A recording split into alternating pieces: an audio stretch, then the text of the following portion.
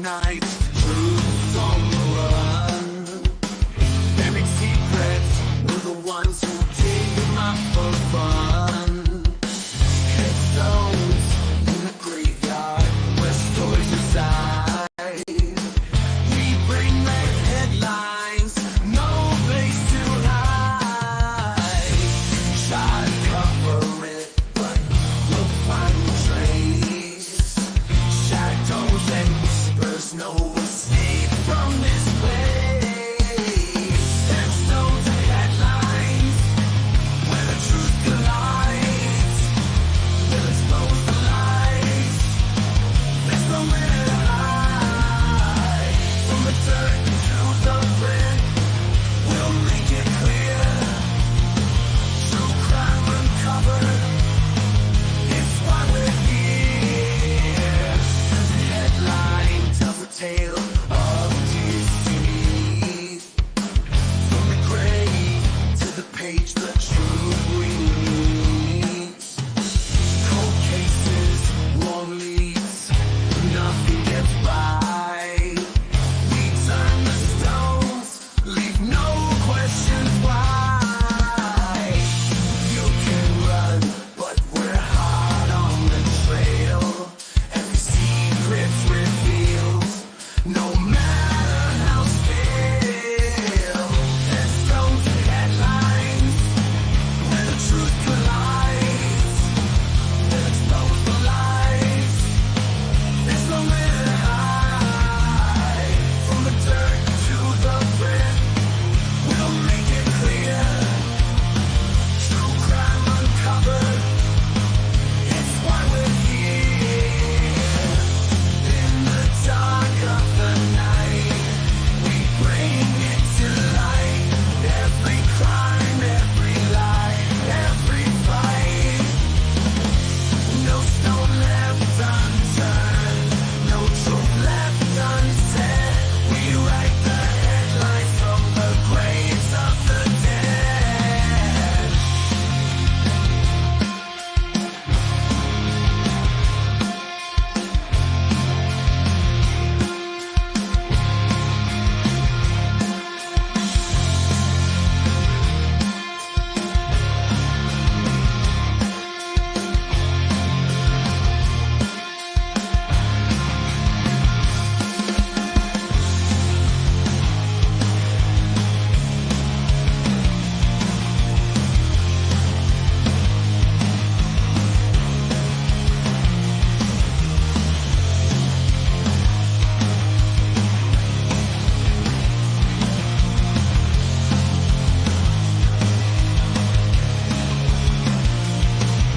Headstones and headlines, where the truth collides. We'll expose the lies.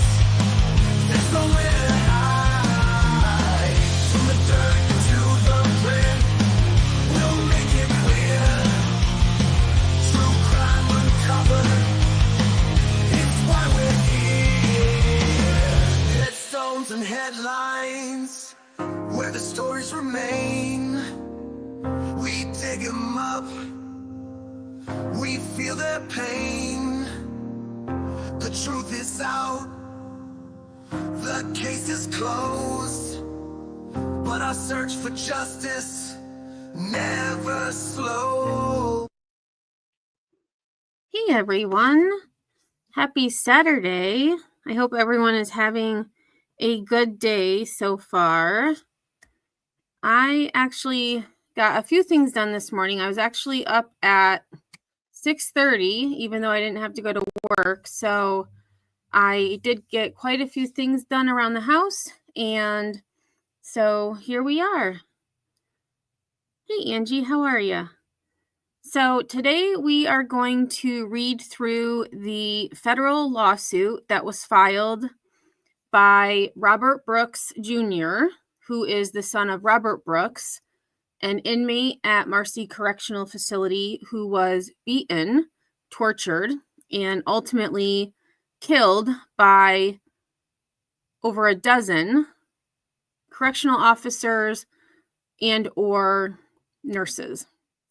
So before I went live. I went through the lawsuit because they did have graphic photos. I have redacted the graphic parts. So the officers' faces will still be seen in the photos, but Mr. Brooks himself will not be seen, because even going through the photos, looking at still photos, having to block them out was tough. Just seeing it was hard enough. So we're going to get started.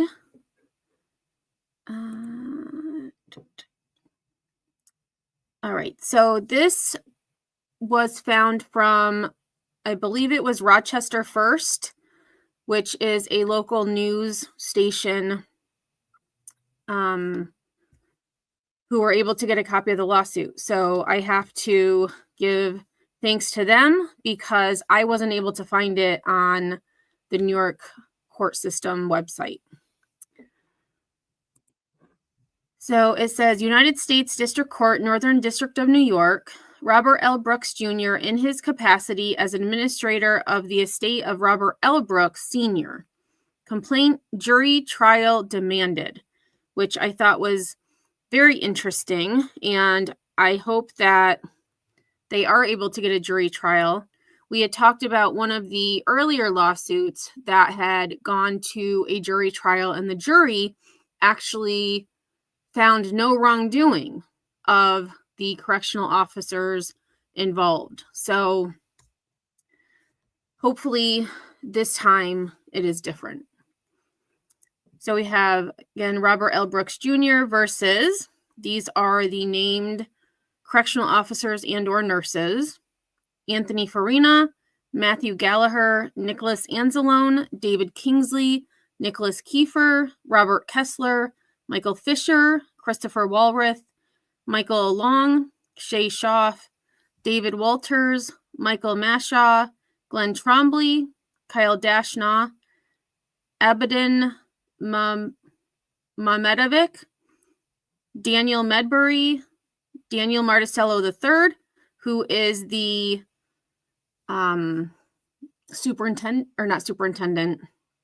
director of corrections. I don't know the exact name. I can't remember it. I'm sorry. And other as yet identified individuals. So they are the named defendants. Plaintiff Robert L. Brooks Jr., in his capacity as administrator of the estate of Robert L. Brooks Sr., by his undersigned counsel, complains against defendants. And again, they rename all of those that I had just stated. Introduction. This is a case about the deadly force by New York State Department of Corrections and Community Supervision staff on Robert L. Brooks Sr. On December 9th, 2024, prison staff at Marcy Correctional Facility repeatedly punched, kicked, and otherwise physically attacked Robert while he was at all times handcuffed, restrained, and completely defenseless. Robert's fatal beating by the people charged with protecting him, a prolonged beating so severe and grotesque that it shocks the conscious, occurred because of the ongoing tolerance of staff violence against people incarcerated at Marcy and other prisons throughout the New York State DOCCS system. Robert's attackers systematically and casually beat him to death. I agree with that.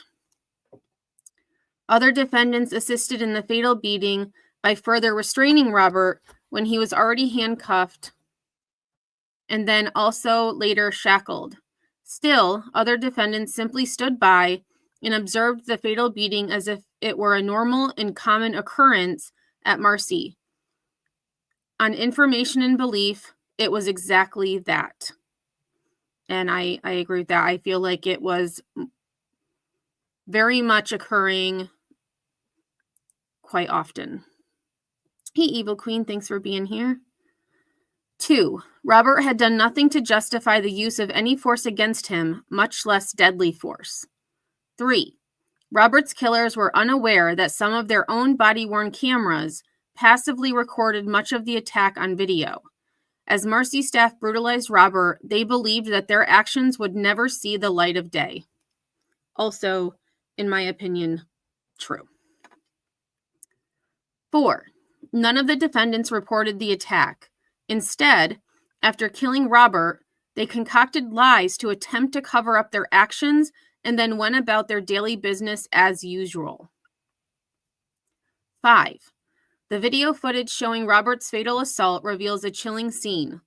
It depicts several large white law enforcement officers torturing a bloodied black man who is restrained, helpless, and struggling to maintain consciousness.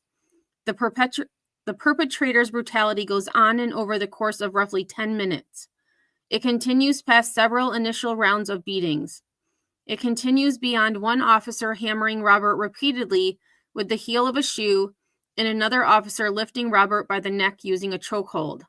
The brutality continues even beyond Robert losing the ability to sit upright and well after Robert falls into a state of semi-consciousness. 6. Almost as disturbing as the video's depiction of violence perpetrated on Robert by at least 6 defendants is the demeanor of at least 9 other defendants who all stood by watching Robert's killing. Rather than making any effort to end the inhumane brutality, every staff member who was present casually observed Robert's prolonged attack as if it were a routine activity. All remained calm and utterly unfazed by what was happening. Some appear bored. Others appear amused, visibly smiling or laughing at what seems to have been a spectator's sport to them. The brutal attack on Robert was very obviously business as usual for all involved. 7. The video is frightening and very difficult to watch, but it reflects the dark and dangerous reality that individuals incarcerated at Marcy face on a regular basis. It reveals precisely what Marcy staff do to those incarcerated in the prison when they believe no one is watching.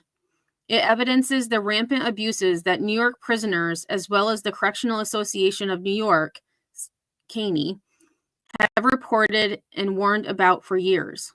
As CNY recognized, Mr. Brooks' death cast a harsh light on the grim realities of life within our state prisons, realities that have been documented by CANY for decades. For far too long, CANY's warnings that the lives of people in the Department of Corrections are profoundly at risk and those individuals' pleas for help and protection have been met with profound silence. And footnote, CNY is the state of New York's legal designee for providing independent oversight and monitoring of New York's prisons. Hey, Sinner. Let me get over on the other screen. Grim realities is the perfect way to put it. Agreed. And, this profound silence, they're given these recommendations and then crickets. Not even crickets. 8. After viewing the video of Robert's killing, state leaders and prison officials decried the officer's actions and publicly acknowledged the existence of systemic problems in New York's prisons. 9. Governor Kathy Hochul, after viewing the video, stated that she was outraged and horrified by what she saw. She described Robert's killing as senseless and later acknowledged that Mr. Brooks and his family did not deserve this. The system failed Mr. Brooks. 10. New York State Department of Corrections Commissioner Daniel Marticello III also issued a public statement that watching the video made him feel, quote, deeply repulsed and nauseated. That would explain the way that I felt after watching just a few seconds. Very nauseous. I was physically ill. In the same statement, Marticello acknowledged that there was no excuse for the officer's actions, and he recognized the need for institutional change to prevent future similar occurrences. 11. The overdue need for institutional change has been known to the New York State Department of Corrections leaders, including Defendant Marticello, for far too long. In the wake of Robert's killing, CANY issued a telling reminder that it had been sounding alarms for years about the culture of violence at Marcy and the risk to Robert Brooks and others there. quote, "The body-worn camera footage depicting correctional officers killing Robert Brooks while handcuffed as other state employees look on is sickening and appalling, but not surprising given the reports of violence and abuse that CNY has documented at Marcy Correctional Facility and other prisons in the state," end quote. He's Scottish. 12. Excuse me. There can be no doubt that responsibility for Robert's killing extends beyond the Marcy staff present at the scene of his fatal beating. Robert's killers did not act in a vacuum. Their actions were the entirely foreseeable result of New York State Department of Corrections leaders knowingly maintaining an utterly broken system that condones, tolerates, or turns a blind eye to violence on incarcerated people, as those leaders have done for decades. 13.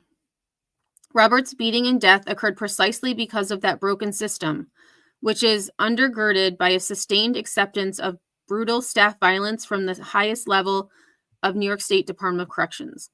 It has caused defendants and others who work at Marcy and other New York prisons to systemically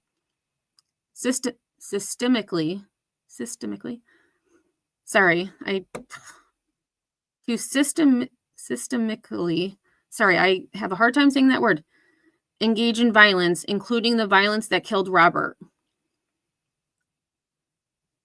14. With this lawsuit, Robert's estate, on behalf of his children, seeks to hold accountable every individual responsible for his killing. Jurisdiction and venue. 15. This is an action brought pursuant to 42 U.S.C. subsection 1983 to redress the deprivation of Robert Brooks's civil rights as secured by the 8th and 14th Amendments to the United States Constitution. 16. This court has jurisdiction pursuant to 28 U.S.C. 1331 and 1337. 17. Venue is proper in this district under 28 U.S.C. 1391b because the events giving rise to the claims asserted in this complaint occurred in this judicial district. Parties. 18. Robert L. Brooks Jr. is the duly appointed administrator of the estate of Robert L. Brooks Sr. He is the son of Robert, who was a 43-year-old domicile of Monroe County, New York. At all times relevant to this complaint, Robert was in the care and custody of the New York State Department of Corrections. 19. Defendants Anthony Farina, Matthew Gallagher, Nicholas Anzalone, David Kingsley, Nicholas Kiefer, Robert Kessler, Michael Fisher, Christopher Walrath, Michael Along, Shay Schaff, David Walters, Michael Mashaw, Glenn Trombley, and Kyle Dashnaw, collectively together with defendant Mamedovic, the quote, on-scene defendants, are current or former employees of the state of New York who worked at Marcy, all of whom were present on scene while Robert's fatal beating occurred. Some of the on-scene defendants directly participated in carrying out Robert's fatal beating. Others stood by and did nothing to stop it. 20. Defendant Abedin Mamedovic was employed by an as-yet unknown private staffing agency to work at Marcy. So we had learned that yesterday. There was a private contractor that was working there. Along with the other on-scene defendants, Mamedovic was present on scene while Robert's fatal beating occurred. 21. At all times relevant to this complaint, defendant Daniel Medbury was the acting superintendent of the Marcy Correctional Facility. In this role, defendant Medbury set policies, customs, and practices for Marcy, assumed responsibility for overseeing all aspects of day-to-day life at Marcy, and was responsible for ensuring the safety of people incarcerated at Marcy. 22. Hey, Steph B., how are you? At all times relevant to this complaint, defendant Daniel Marticello III was commissioner of the New York State Department of Corrections. In this role, defendant Marticello set policies, customs, and practices for New York State DOC and was ultimately responsible for ensuring the safety of individuals in New York State DOC custody. Give me 1 second.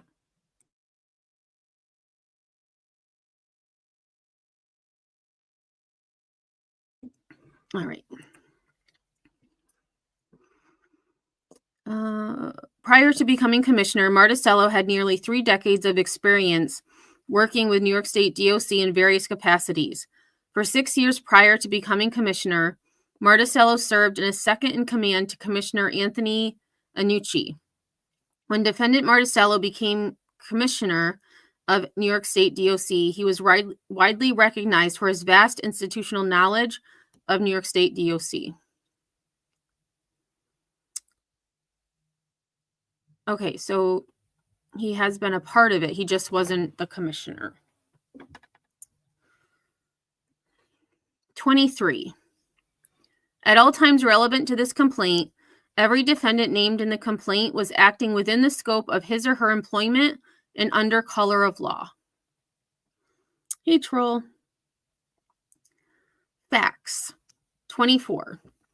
On the evening of December 9th, 2024, New York State DOCCS staff transported Robert from Mohawk Correctional Facility in Rome, New York, to Marcy in Utica, New York, approximately 17 miles away. 25. Video shows that sometime after his transport van arrived at Marcy, Robert was on the ground outside of a Marcy building with his hands handcuffed behind his back while surrounded by defendants Kiefer, Mashaw, Kessler, and Kingsley. After defendants Trombley and Farina approached the group, 2 of the defendants lifted Robert off the ground and began moving him toward the Marcy Infirmary building with his arms extended above his head and his upper torso parallel to the ground. See figure 1 below. The other 4 defendants in the group followed. And thank you everyone for being here. I do appreciate it. For those of you just coming in, I have redacted the images of Mr. Brooks because of the graphic nature, and honestly, it's really difficult to see someone in that state. So I have blacked out or redacted let me rephrase that. Mr. Brooks himself, I have left the faces of those defendants as part of the picture because they deserve their faces to be blasted everywhere, in my opinion. 27. Approximately 1 minute later, at 9:22 p.m., Robert entered the infirmary building carried by 3 defendants. Defendants Kessler and Anzalone each held Robert by his arms, and defendant Kingsley held Robert by both of his feet, carrying him in a contorted face-down position. See figure 2 below. And I know for sure that Anzalone is a part of the other active lawsuit. I'm not sure about Kessler and Kingsley.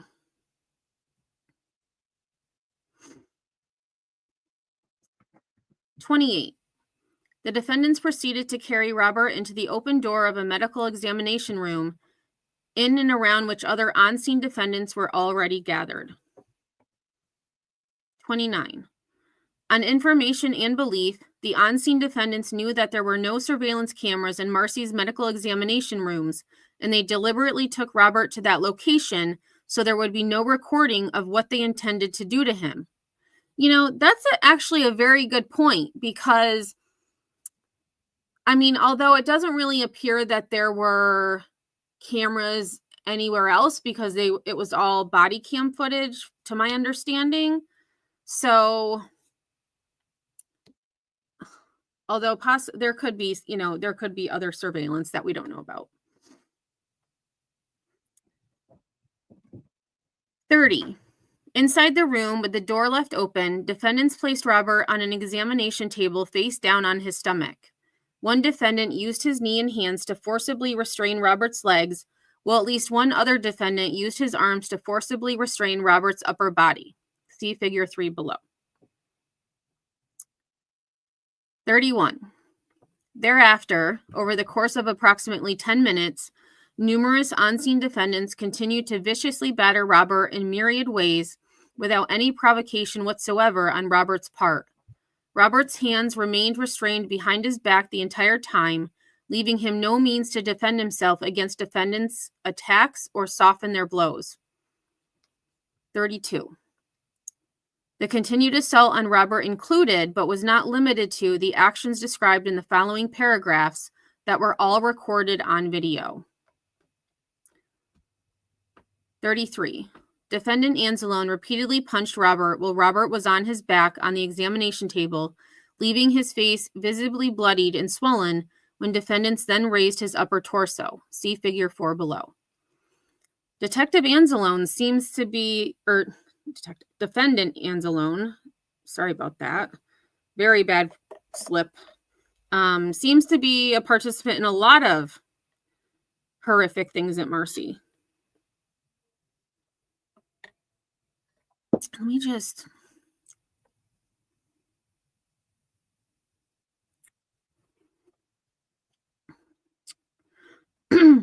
(34) Defendant Farina forcibly tried to shove a white cloth into Robert's mouth, while Defendant Kingsley kept both of his hands grasped around Robert's neck, impairing Robert's ability to breathe. And Farina is also named in the other lawsuit as well.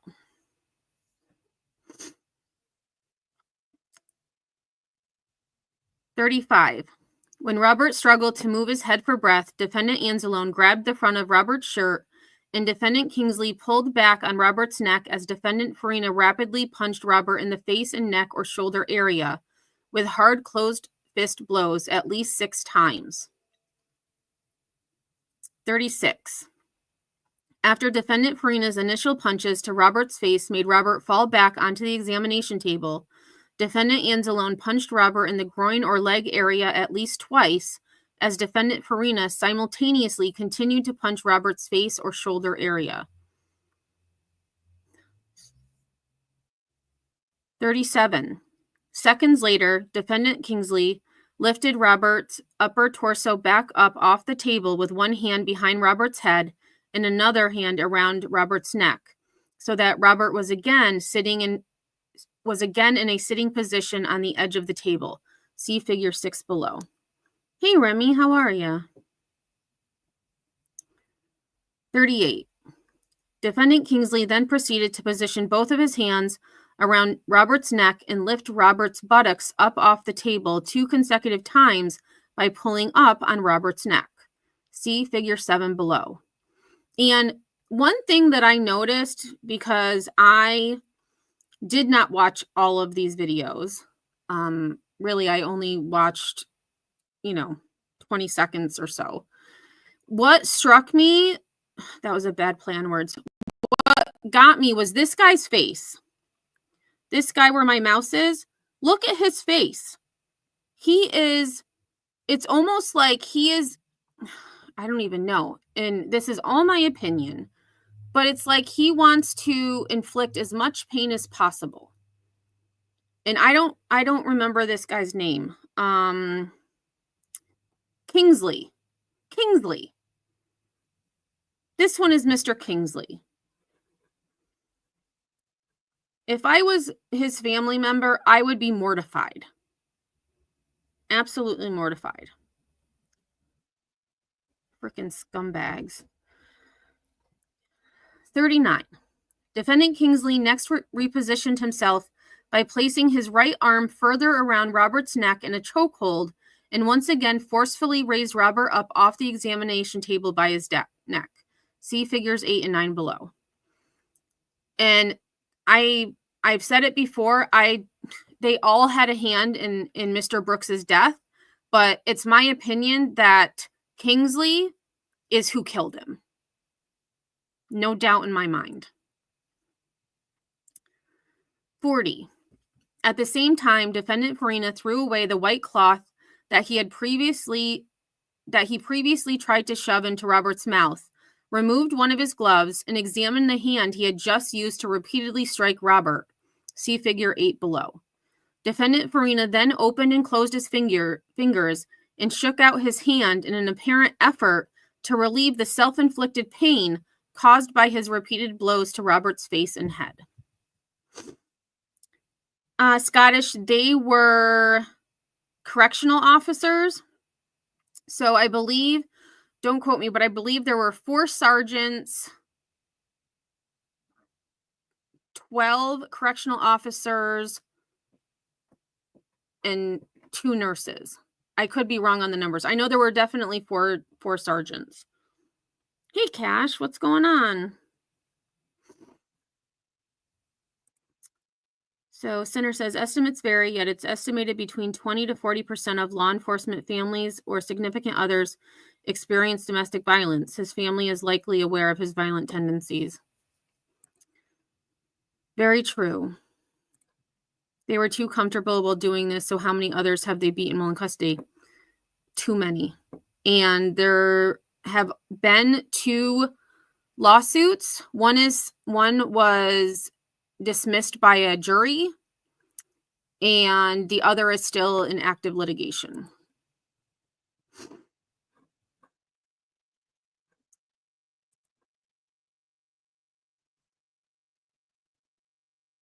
Okay, so this guy, what was his name? Farina. Oh, so Farina, he's part of the other lawsuit. This guy. So both of these guys. This guy's I'm sorry, he's a freaking asshole. And I hope they all get what's coming to him. 41. Defendant Kingsley then forcefully shoved Robert back down to a seated position on the table. Defendant Anzalone next proceeded to repeatedly beat Robert in the stomach with the back of one of Robert's shoes. Like, what the frick? Yes, lots of Hello Kitties. 43. Next, Defendant Anzalone and Defendant Kingsley pushed Robert's head and shoulders back down onto the examination table once again. 44. Defendant Anzalone, Defendant Kingsley, and Defendant Gallagher then restrained Robert's upper torso, while Defendant Farina kicked his foot into Robert's groin. See figure 10 below. I agree, Evil Queen. Sadistic is a very good word to describe these monsters. 45. Defendant Farina shifted his weight to push his foot deeper into Robert's groin or lower stomach area for approximately 8 seconds, while the 3 other defendants surrounding Robert continued to restrain Robert's upper body. And why? Robert wasn't even fighting. Why? I mean, all of this was unnecessary, but why 3 people to restrain his upper body? Like, it makes no sense. Hey, Healing Time, how are you? 46. Defendant Walrath then joined the assault on Robert's groin area by holding at least one of Robert's legs to prevent him from closing them to protect himself.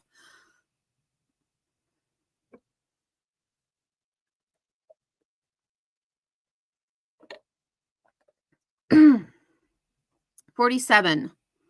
Thereafter, Defendant Anzalone proceeded to punch Robert in the stomach. 48.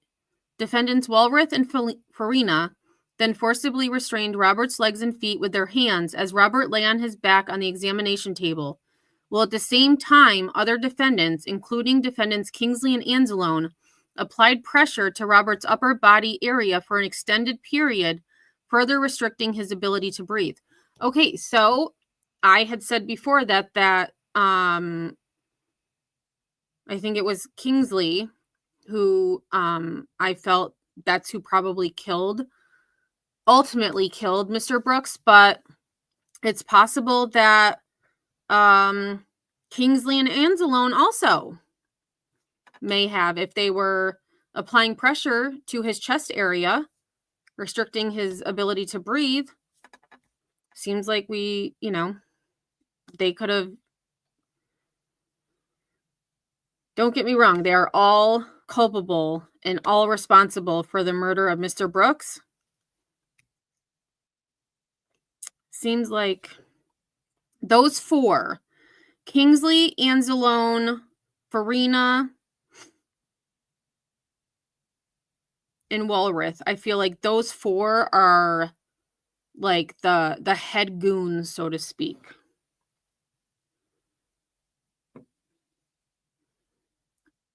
Possibly, Sinner, but with an unconscious guy, freaking power trip in my opinion too. Like they just, fucking assholes. That's what they are.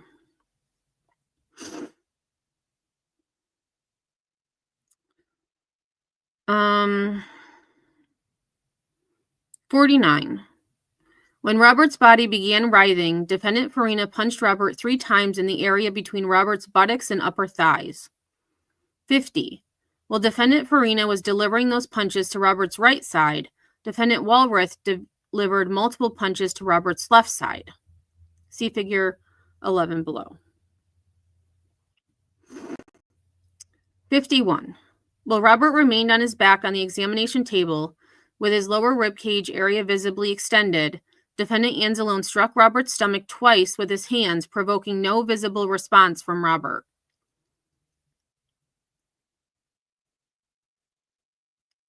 52. After being prompted by another defendant, defendant Anzalone then gave Robert a sternum rub. Footnote 2. Robert's stomach rose up, demonstrating that he was still responsive to pain. So, in some of the things that we've read, it was stated that it was to administer first aid. I don't think that's why they did it. They wanted to make sure that he could still feel what they were doing to him. Freaking jerks. That's not even a good word for these a-holes. Defendants, including defendant Gallagher, then placed Robert's ankles in leg cuff restraints, also known as leg irons, while Robert remained on his back on the examination table with his hands restrained behind him. So he wasn't in. So maybe I don't know the difference. I don't know if any of you know the difference. Is there a difference between shackles and leg cuff restraints? Are the leg cuff restraints like kind of what they have in the hospital, where they're like the leather band that they tighten to keep you from moving your legs?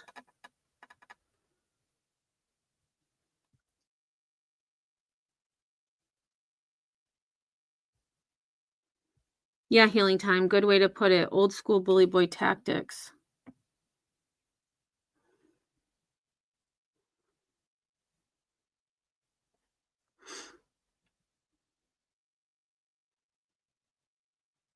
Trigger warning, brain. Yeah, I'm trying not to swear, but I mean, in some cases, I feel like it's necessary.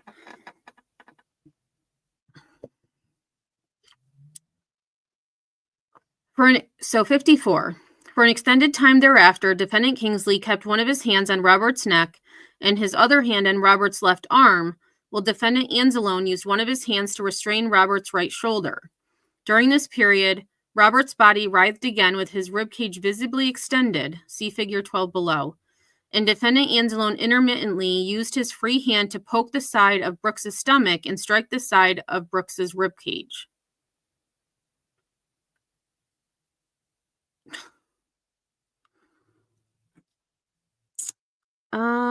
I think they are more like hogtie, aren't they? Let me look up. What were they called? Leg irons.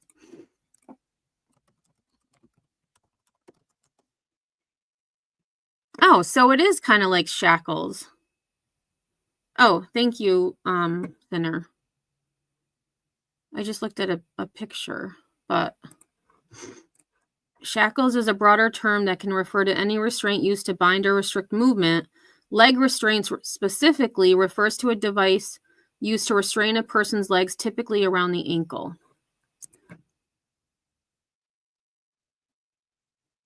Yeah, so the pictures I'm seeing are, it's kind of just like the shackles like you see them walking with. But then there are some that are the leather bandish thing. So see, I didn't realize that he wasn't in shackles when they brought him in. He was just handcuffed.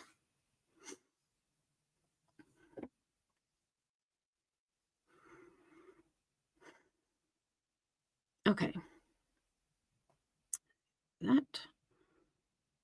So the footnote 2, a sternum rub is a technique typically used to assess whether an unconscious person is alive by applying a painful stimulus to the middle of the person's chest to test the person's responsiveness. Right.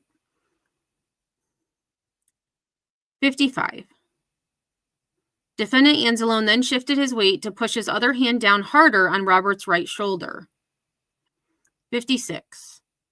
Next, defendants Kingsley and Anzalone forcefully yanked Robert upright into a sitting position at the edge of the examination table by pulling up on his shoulders, while defendant Anzalone simultaneously dug his fist into Robert's lower stomach area. 57.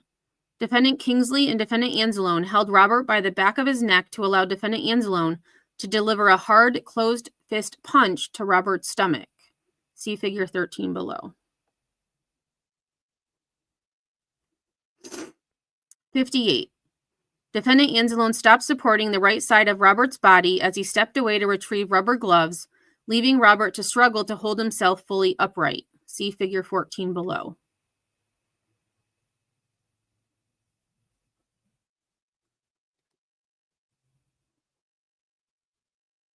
Oh, so who went to get gloves? Anzalone. So this is Anzalone, the one with glasses, who was in kind of like, he was like, his back was to us in some of the other photos. That's Anzalone.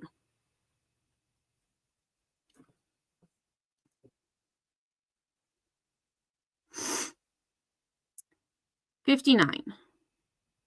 Defendant Anzalone approached Robert once again and grabbed the front of the neck hole of Robert's shirt with his now gloved hand. Hey, little C, how are ya? 60. Defendants Anzalone and Kingsley then forcefully yanked Robert into a standing position, lifted Robert's feet and body up off the ground by Robert's arms and shirt, shoved Robert into a closed window shade in the corner of the medical examination room, and pushed their knees into the back of his legs. 61. Robert remained in the corner for an extended period, during which time defendants Kingsley, Kessler, and Anzalone continued to push Robert into the wall, apparently committing other abuses that are not visible on camera. 62. Robert was eventually pushed down onto his knees, remaining in that position until defendant Anzalone wrapped both of his arms around Robert's torso and violently jolted Robert's entire body up off the ground. Agreed, little C. They deserve to be charged, and I really don't know why they haven't been arrested yet. I get, having an investigation, but come on, DA. There's got to be something they can be arrested on. Maybe not murder right now, but definitely assault.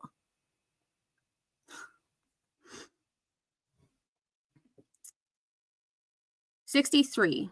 Thereafter, defendants moved Robert back to the examination table, where two defendants removed Robert's pants as defendant Anzalone gave Robert another sternum rub, which this time provoked no apparent response. 64. By approximately 9:32 p.m., Robert lay motionless and apparently unresponsive, with his pants removed and his socks hanging halfway off his feet, and defendants finally ended their beating. And I'm just going to scroll up. It was 9:22. I just saw it. Where'd it go? Yes. So 9:21 is when they were carrying him to the infirmary. 9:22 is when they entered the infirmary.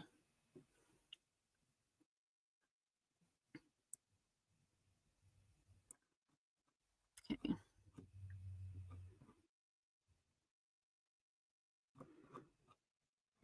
All right, so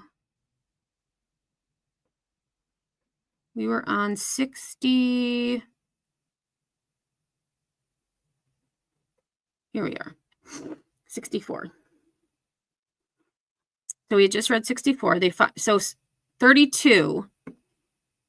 So about 10 minutes, which is 10 minutes too long.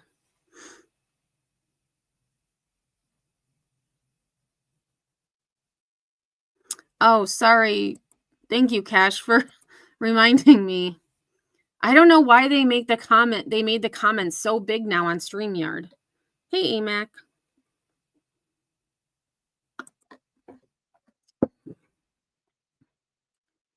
$64. Oh, I read that part. Okay, so 9:32. His socks were hanging off his feet. Beating ended. 65. Robert was eventually transported to Wynn Hospital in Utica, New York, where he was pronounced dead in the early hours of December 10th, 2024. And it's interesting they say eventually. I'm curious to know how long it took them to actually transport Mr. Brooks to the hospital, because it probably wasn't immediate. 66. Defendant's brutal assault described above was the sole cause of Robert's death. On-scene defendants responsible for Robert's fatal beating. 67. After Governor Hochul directed defendant Marticello to begin the termination process for state employees involved in Robert's killing, New York State DOC announced that defendants Gallagher, Anzalone, Kingsley, Kiefer, Kessler, Fisher, Walrath, Along, Schaff, Walters, Farina, Mashaw, Trombley, and Dashnaw had all been suspended without pay or resigned. And I believe it was Farina, I believe, is the one that resigned. 68. Those 14 defendants and defendant Medovic, a contractor, who together comprise the on-scene defendants in this case, all either actively participated in Robert's fatal beating or stood by and watched it, or both. 69. All on-scene defendants knew that Robert was being grievously harmed and was in obvious need of medical attention, but took no action to stop the assault or help Robert. And 2 of them were nurses.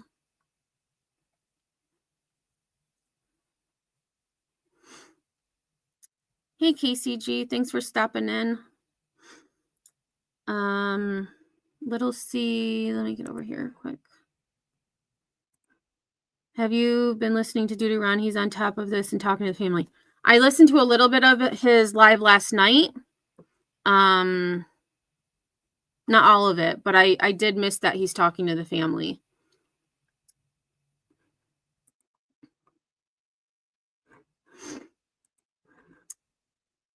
70.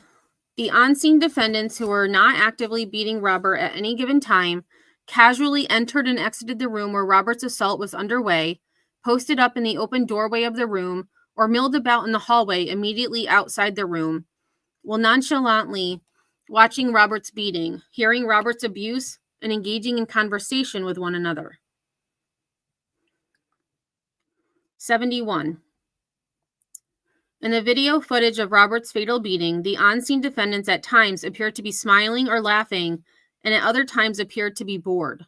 Notably, none of the on-scene defendants in the footage appeared to be at all concerned at any time about what was being done to Robert or about the fact that Robert was plainly deteriorating to a state of unconsciousness. 72. Despite seeing, hearing, and otherwise knowing that Robert was being beaten to death, all the on-scene defendants failed to intervene to stop Robert's assault at any time, despite having ample opportunity to do so. 73. All the on-scene defendants were likewise deliberately indifferent to Robert's obvious need for critical medical care that could have saved his life.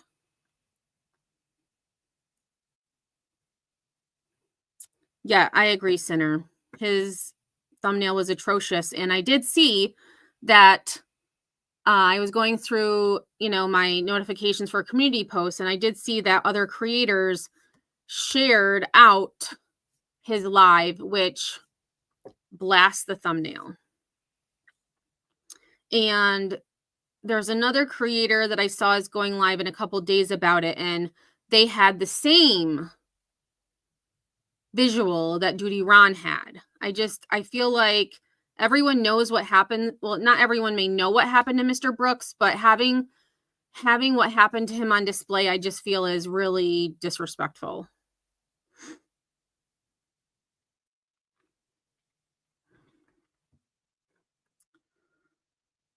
Defendants Marticello, Medbury, and other as yet known supervisory defendants responsible for Robert's fatal beating. 74. The indisputable fact that over a dozen people casually carried out or watched Robert's fatal beating without even bothering to shut the door of the room where he was being killed reflects that institutional tolerance of staff brutality against incarcerated people permeates Marcy and, on information and belief, other institutions in the New York State Department of Corrections system. 75. As Governor Hochul acknowledged, the state's prison system failed Robert.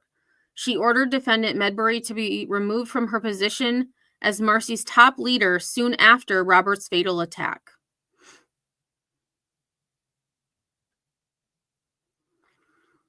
Little C says, if I heard right, the family wanted this known and shown.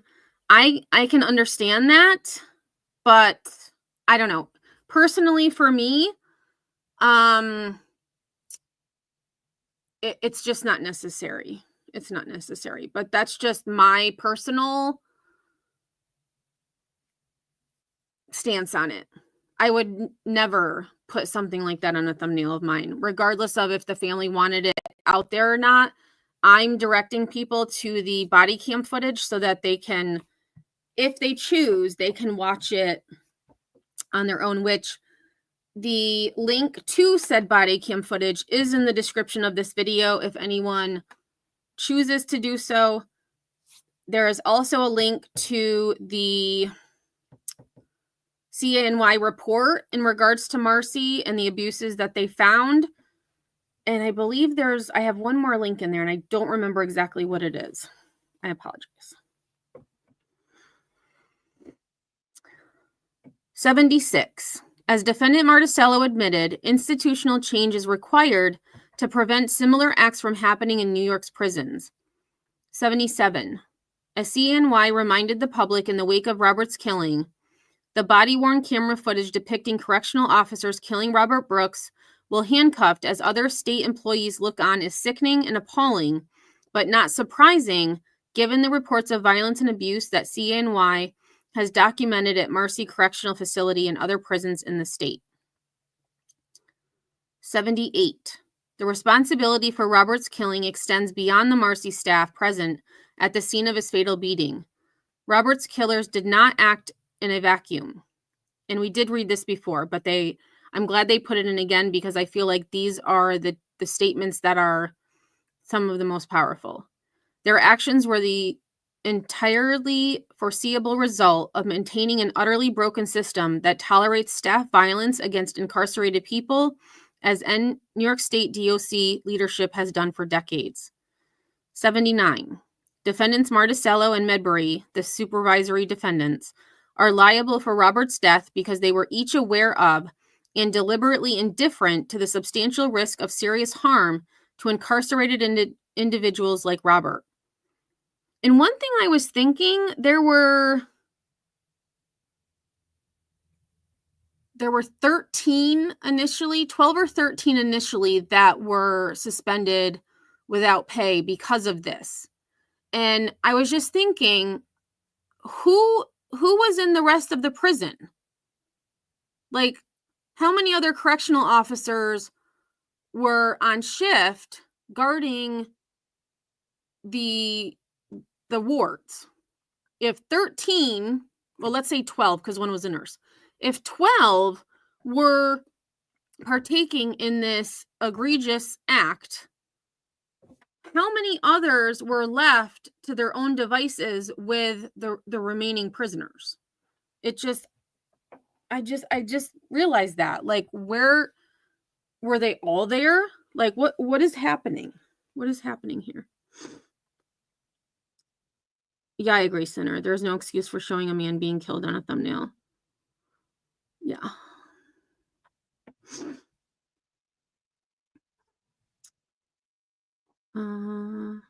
Meatballs. Meatballs actually sound good. Okay, let's see. 80. On information and belief in the period leading up to Robert's killing, a custom or practice existed across New York State DOC and at Marcy specifically of correctional officers subjecting incarcerated people to unprovoked excessive force, often with either the direct involvement or tacit approval of sergeants or other high-ranking individuals, and then conspiring to cover up their misconduct. That is a fact. There were sergeants involved who were participating in Mr. Brooks' death. I agree, Little C. The nurses need to lose their license. Absolutely. They should not be able to practice ever again in any state.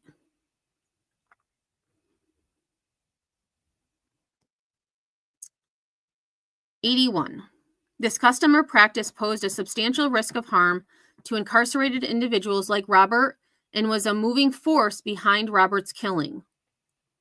'82. At the time of Robert's killing, this custom was so well settled and widespread that on-scene defendants were emboldened and indeed encouraged to brutalize Robert with impunity. The on-scene defendants were confident in the knowledge that their misconduct would be easily concealed and would not be subject to any meaningful scrutiny. And that is also a fact, because if not for the body cams, none of us would be the wiser.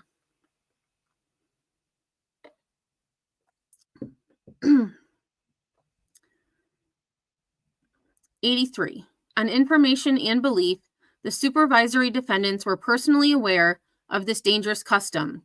As discussed in further detail below, it has been thoroughly documented, publicized, and confirmed by, among others, independent research organizations, federal and state prosecutors, criminal and civil juries, the news media, internal complaints by incarcerated people at Marcy, and a multitude of civil rights lawsuits. '84. On information and belief, the supervisory defendants were also personally aware that this custom posed a substantial risk of serious harm to incarcerated individuals like Robert. '85. At the time of Robert's killing, the supervisory defendants were each personally responsible for ensuring the safety of individuals in New York State DOC custody at Marcy. They each had the authority and responsibility to set policy, make rules, communicate expectations, and control the correctional officers who worked under their command.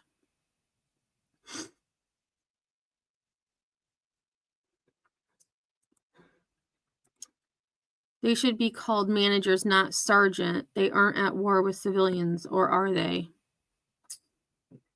Good point, Sinner. Good point. Keep in mind, the union, little C, the union is not protecting them. The union, we had read yesterday, the union is no longer representing them. They were, but, and I think that was from the Times Union. So if you check out my live from yesterday, I did read that article. I did read the article from the Times Union.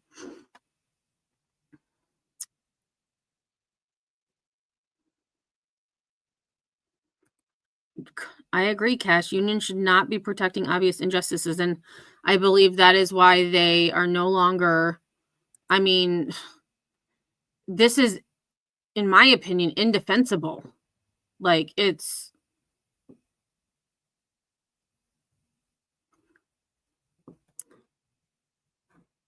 Yeah, and that was actually, little C, that was just, it was an article written yesterday from the Times-Union.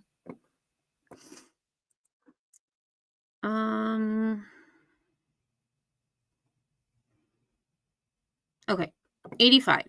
At the time of Robert's killing, the supervisory defendants were each personally responsible for ensuring the safety of individuals in New York State DOC custody at Marcy.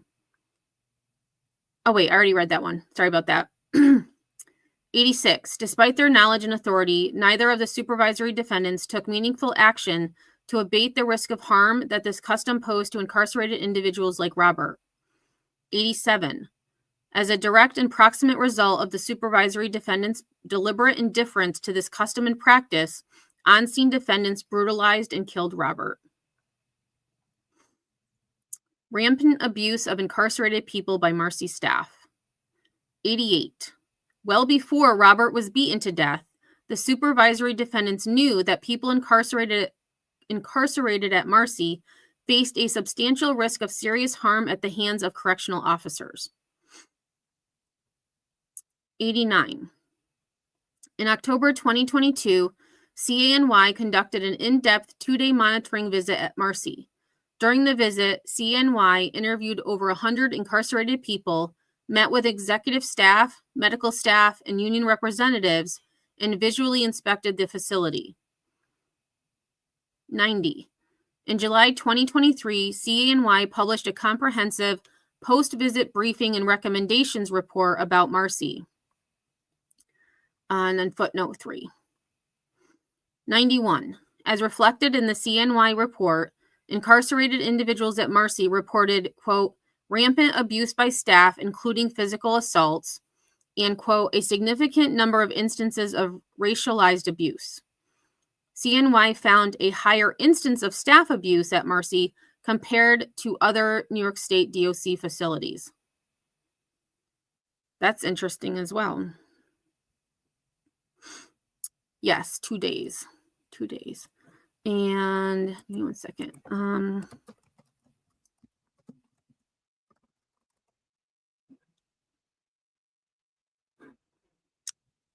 Let's see.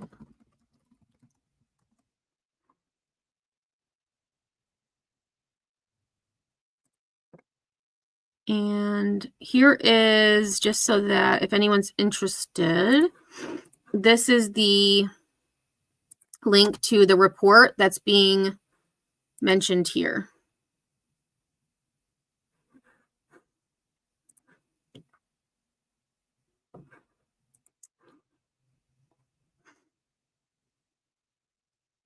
'92. Specifically, the CNY report indicates that a shocking 80% of respondents at Marcy reported having seen or been personally subjected to verbal, physical, or sexual abuse by staff, and 70% reported racial discrimination or bias. 93.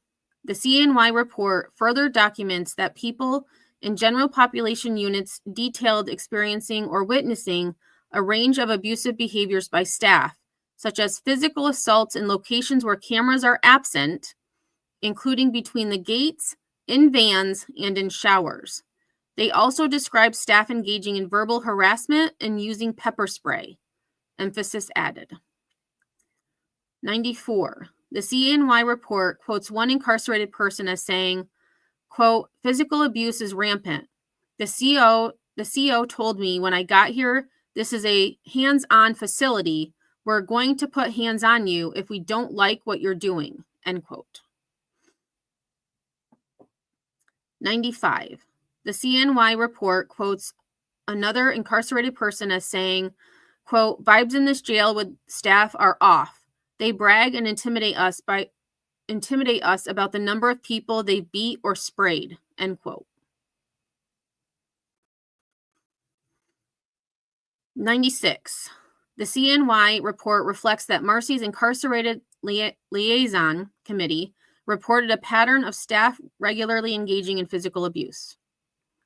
97. In addition, CNY monitors observed a pervasive culture of fear and retaliation at Marcy.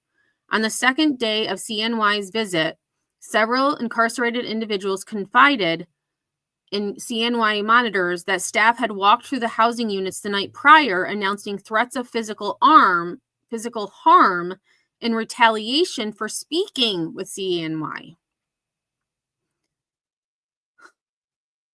98. Notably, while incarcerated people at Marcy reported rampant physical staff abuse, especially in locations without cameras, executive team members reported that the RMHU, Residential Mental Health Unit, was the only housing unit at Marcy currently equipped with stationary cameras. 99. CNY implored the New York State DOC Office of Special Investigations and Inspector General to investigate the widespread claims of abuse at Marcy and make the findings and measures taken to address them reported to the public upon completion. And I don't believe any of the recommendations given were completed. I don't even know if they were even started. 100. On information and belief, supervisory defendants Marticello and Medbury were each subjectively aware of the contents of the July 2023 CNY report, including findings of rampant staff abuse at Marcy and CNY's recommendation that OSI and the New York Inspector General needed to investigate and take steps to address the problem. On information and belief, neither supervisory defendant took any steps to implement recommendation or meaningfully address the problems of staff violence at Marcy.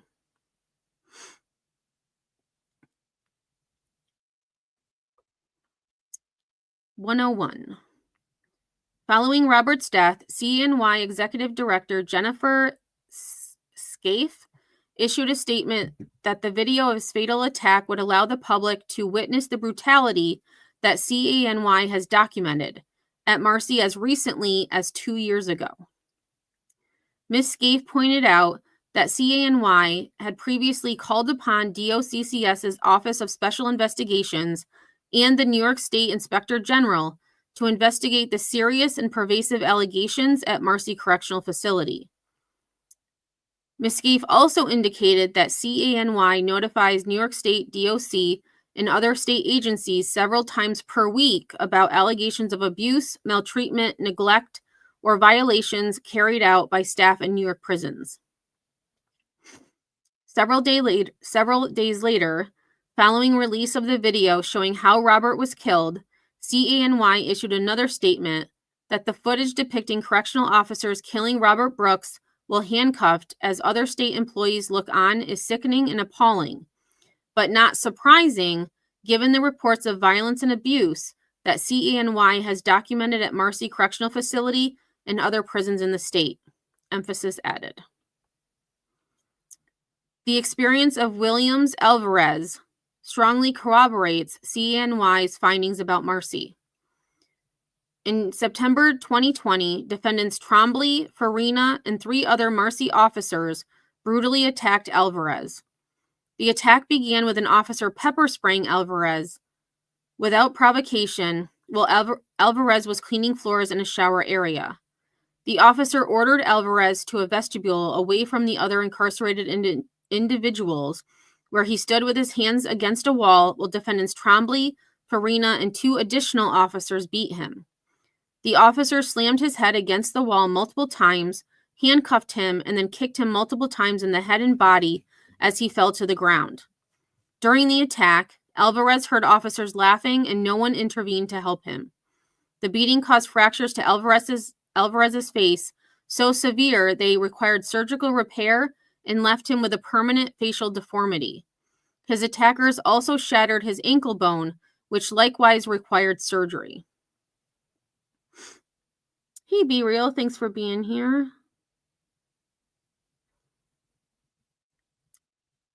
After beating Alvarez, one of the officers created false disciplinary charges against him to cover up their actions. Wait, the officer created his own false disciplinary charges? Be Real, I know, not officially.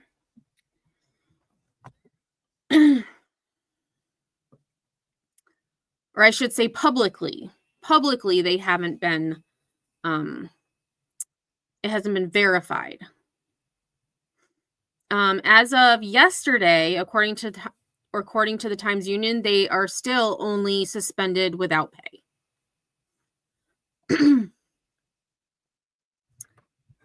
Okay, so one of the officers created false disciplinary charges against him to cover up their actions. Oh, I read that wrong. They created false disciplinary charges on Mr. Alvarez. The way it read, I thought it was the officers created it on themselves. That doesn't make any sense now that I think about it out loud. As a result of the false reports, Alvarez was sent to Marcy's special housing unit, i.e. solitary confinement, discharged from an early release program that Alvarez was about to complete, and transferred to a maximum security facility. Unreal. In 2022, Alvarez filed the lawsuit in federal court, describing his attack as explained above. Defendants Trombley and Farina were named as defendants in Alvarez's suit. Footnote 6. At his deposition, Alvarez testified under oath that corrections officers at Marcy have a designated, quote, beat-up squad of officers who, quote, go around and do the assaults and rough handling the people incarcerated at Marcy, end quote. Alvarez identified defendant Trombley as the sergeant in charge of the beat-up squad. Interesting. Because I thought it would be like Alvarez or Farina. So based on this, defendant Trombley is the head of this.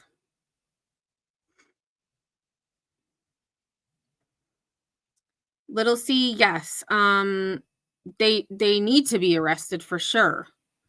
Based, according to the Onondaga DA, or the special prosecutor that's been appointed to this case, they are still investigating.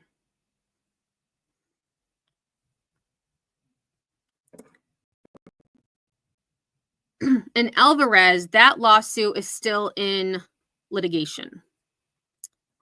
Adam Bauer, who we're going to talk about next, this is another lawsuit that was brought.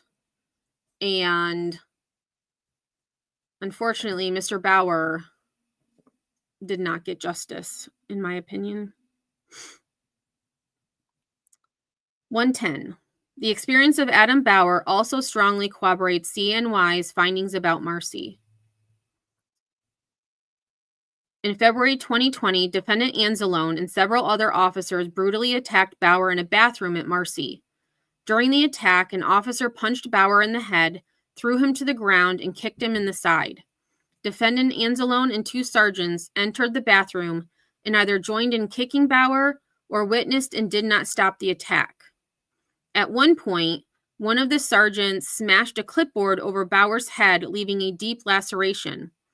Bauer's attackers then brought him to the Marcy Infirmary, where defendant Anzalone kicked Bauer's feet while he was forced to lie face down on the floor and took the photo of Bauer's injuries depicted in figure 15 below.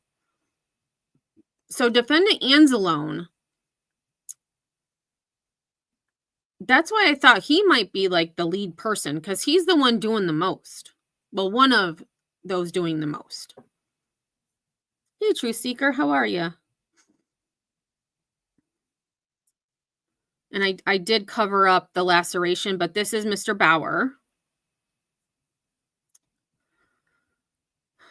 To cover up their brutal assault, the Marcy officers concocted a series of lies about how Bauer sustained his injuries.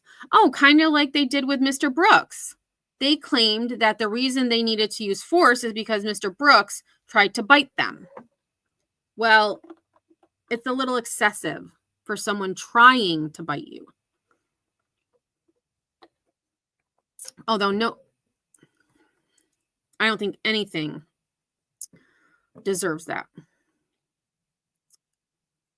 The lies they told various medical personnel included that Bauer's injuries were self-inflicted, okay, that the injuries were inflicted by another incarcerated person, and that the injuries, quote, occurred by a seatbelt, end quote. Maybe it's just me, but how exactly would a seatbelt cause a laceration on someone's head? And why so many stories? That was actually the same thing with Mr. Brooks. It was he tried to bite the officers. He was beat up by another prisoner. It was another, but he had just gotten there. Just gotten there. So it's my opinion that the officers are the ones who did it.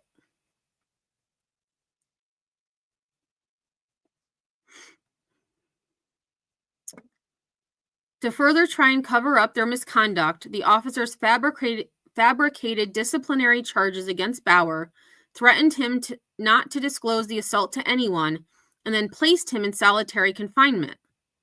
In 2022, Bauer filed the lawsuit in federal court detailing the above facts of his assault and the subsequent cover-up. Footnote 8.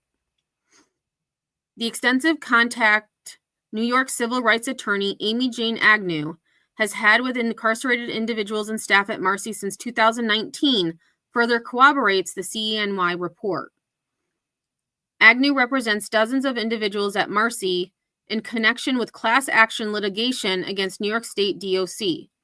Agnew's clients have consistently reported experiencing retaliation and violence when they attempt to assert their legal rights. Marcy staff have also retaliated against Agnew personally for helping her clients expose misconduct at the facility. Marcy staff has left threatening notes on her car, eavesdropped on her attorney-client communications, denied her access to her clients, and concocted false and defamatory reports to justify their actions. And we had read about that yesterday as well. Marcy staff made it so difficult for Agnew to represent her clients that in 2024, she personally filed a lawsuit against Marcy officials, asking the court to enjoin their misconduct. Footnote 9.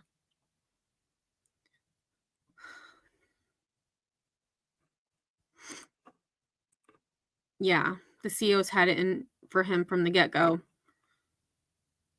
Yeah, and yeah, I agree. Targeted attack, absolutely targeted. Yeah. Red flag on the tried to bite. Yeah.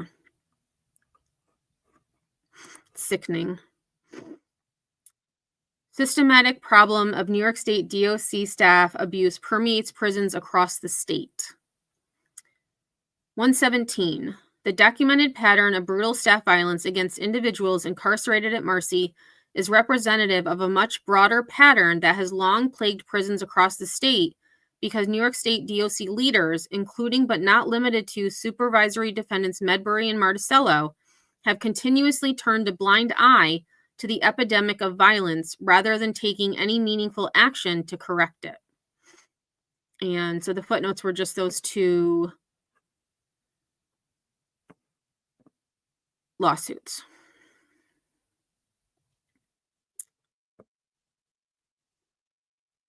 In 2015 and 2016, the Marshall Project and the New York Times conducted an exhaustive investigation into the problem of excessive force and cover-ups in New York State DOCCS prisons, concluding that, quote, a culture of brutality has been allowed to thrive in the prisons where a few rogue guards, often known on the cell blocks as beat-up squads, administer vigilante justice will fellow officers look the other way, end quote.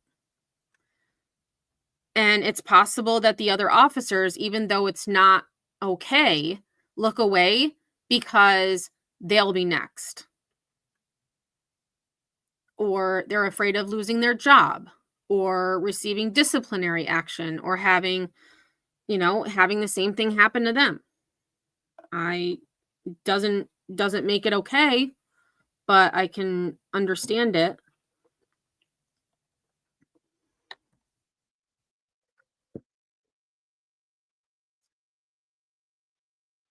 Be real.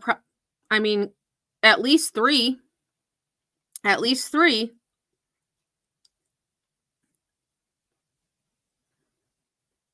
But how many times has it not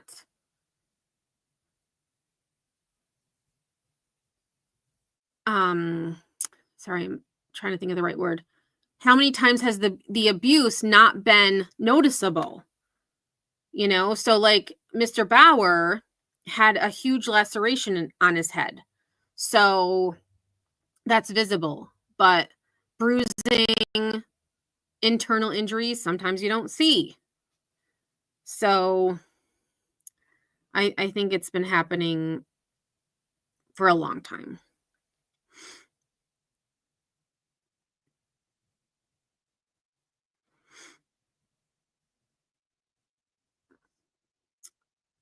"119, beginning with the front page story on February 28th, 2015, the findings of the MP-NYT investigation were published in a series of New York Times articles which examined brutality by New York State DOCCS officers at prisons across the state and how they are rarely held accountable. Horrific experiences of incarcerated individuals that were highlighted in the series are summarized below." All right, so these are just, I'm going to give a trigger warning. I have not read these ahead of time, but just in case.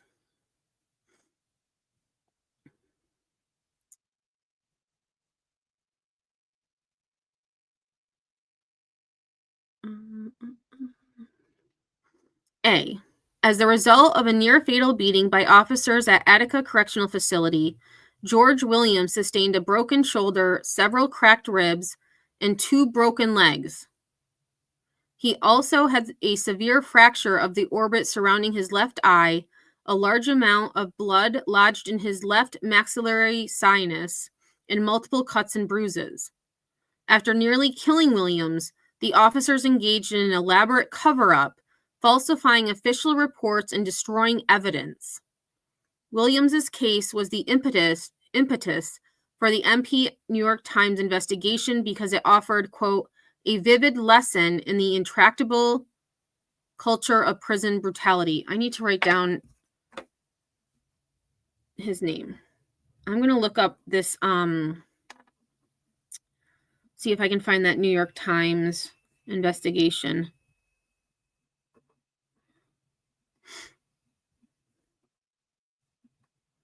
That is awful.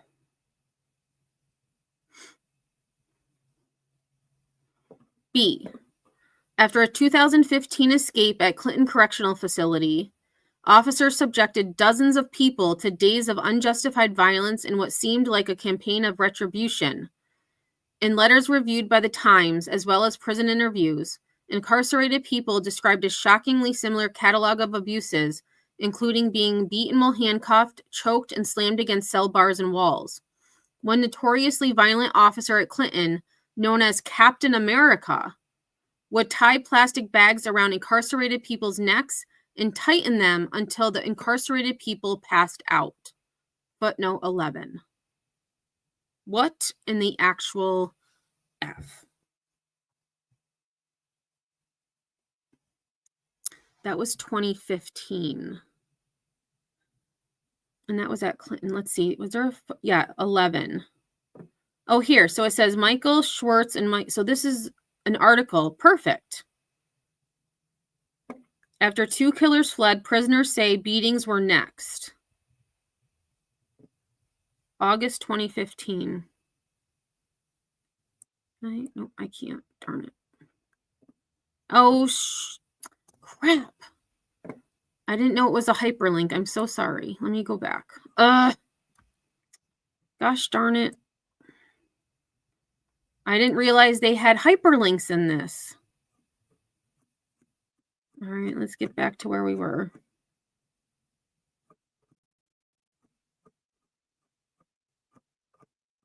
There we go. Whoops. And if anyone is interested in this document, feel free to email me and I can send you either the PDF file or I can send you the direct link to this document.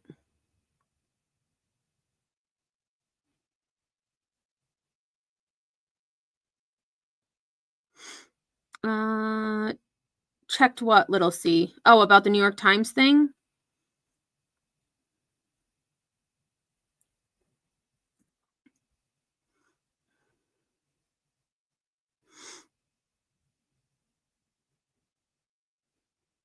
Yeah. I mean, it was really disappointing that Judy Ron had a thumbnail like that. I am with you, Sinner. It's as much as, like, if I don't know if he explained why he did what he did, but I just think I don't know. I thought he was better than that is all.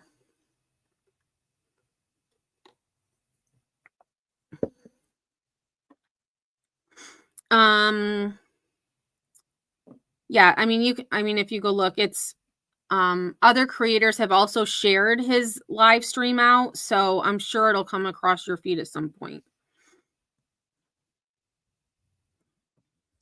Sure, little C. If you email me headstonesandheadlines@gmail.com.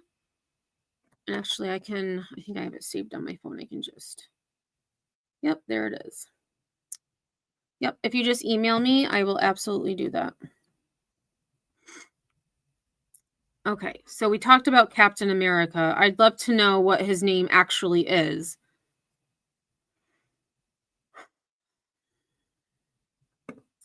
C.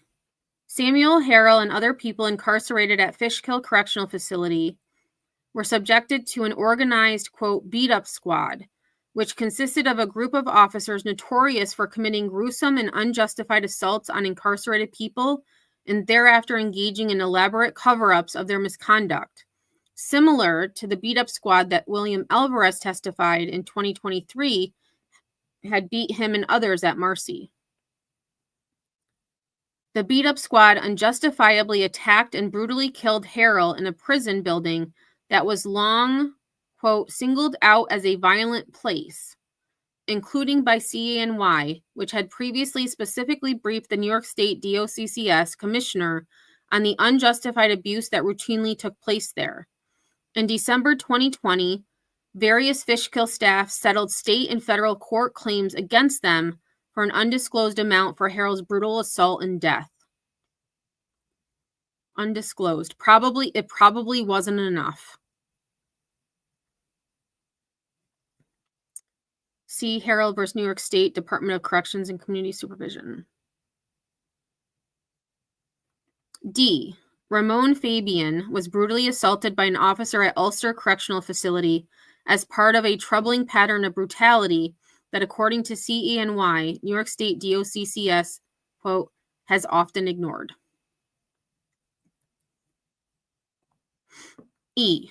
Leonard Strickland was pushed down a flight of stairs and viciously beaten nearly to death by a group of officers at Clinton, fitting yet again into, quote, a troubling pattern of savage beatings by corrections officers at prisons across New York State and a department that rarely holds anyone accountable, end quote. New York State DOCCS's then Commissioner Anthony Annucci declined to be interviewed about Strickland's attack and the lack of accountability associated with it. Well, he shouldn't be able to be declined. No. And it seems like Clinton Correctional, that's two instances just in this document.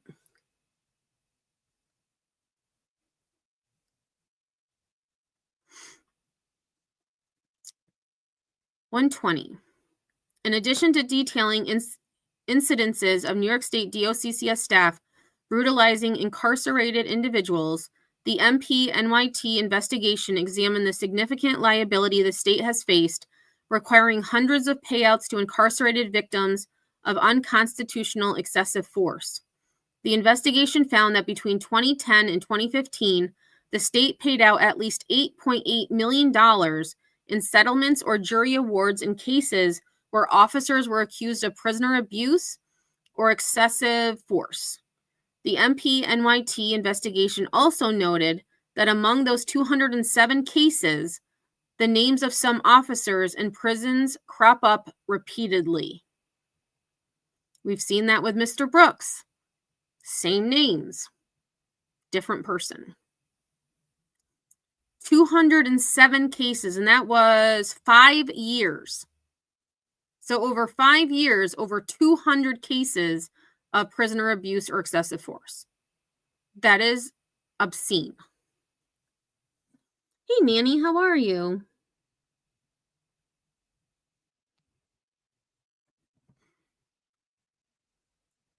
And I just wanted to see, so this was, okay, so the prison guard beat up squad. I'm going to look that up. And then we have, yep, so all New York Times articles, which is great.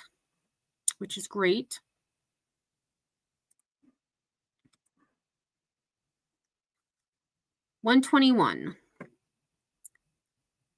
As with the accounts of brutalization reported in the MP-NYT investigation, the highly publicized attack on Kevin Moore at Downstate Correctional Facility in 2013 demonstrates that New York State DOCCS has been on notice of systemic staff brutality for more than a decade. Officers beat Moore in an unprovoked attack to sever, Officers beat Moore in an unprovoked attack so severe that his ribs and facial bones were broken and one of his dreadlocks was ripped out of his head. One officer kept Moore's dreadlock as a, quote, trophy. What a sick, sick person. Hey, BOP. Times identified Captain America as Chad Stickney. Thank you. Good to see you. I haven't seen you in a while, and I try to catch your streams, but I did see, I think it was on, oh my gosh, what was her name? That young girl that had run away, got in an argument with her family, and sadly she was found deceased, but I did see your video about that. Hey, Caudle, how are you?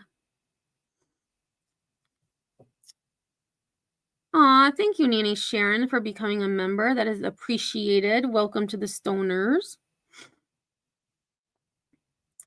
This is so sick. So sick. This officer kept his... like, that's what serial killers do. Who knows? This officer, who knows how many other people he's killed. That is so sick. It's freaking gross.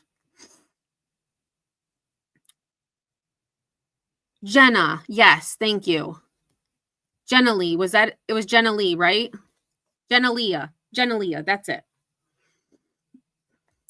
Totally forgot. 122. On September 21st, 2016, then United States Attorney Preet Bharara announced federal charges against 5 of the officers involved in the attack on Moore, including separate charges related to the use of excessive force and filing of false reports.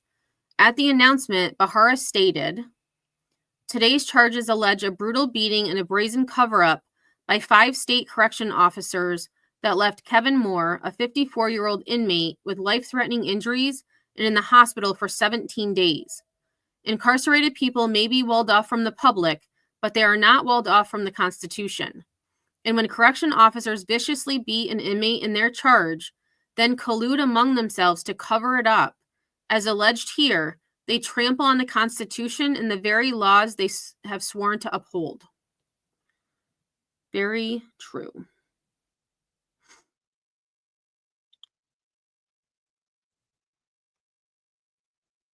And they've got 2 more. Another New York Times article, and then this was a press release from the Department of Justice that they referenced.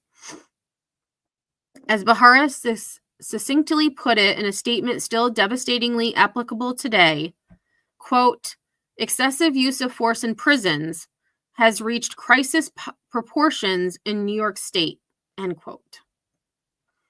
And that was back in, what year was that? 2016, almost 10 years ago.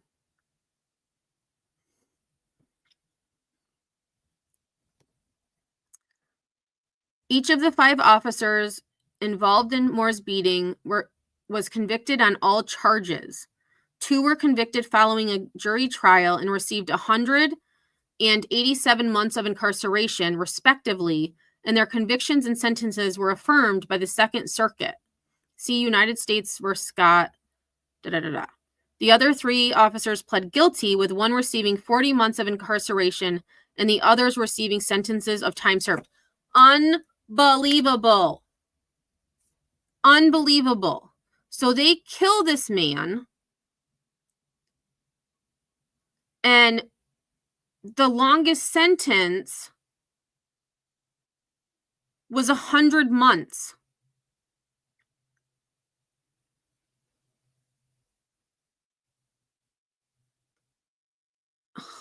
What?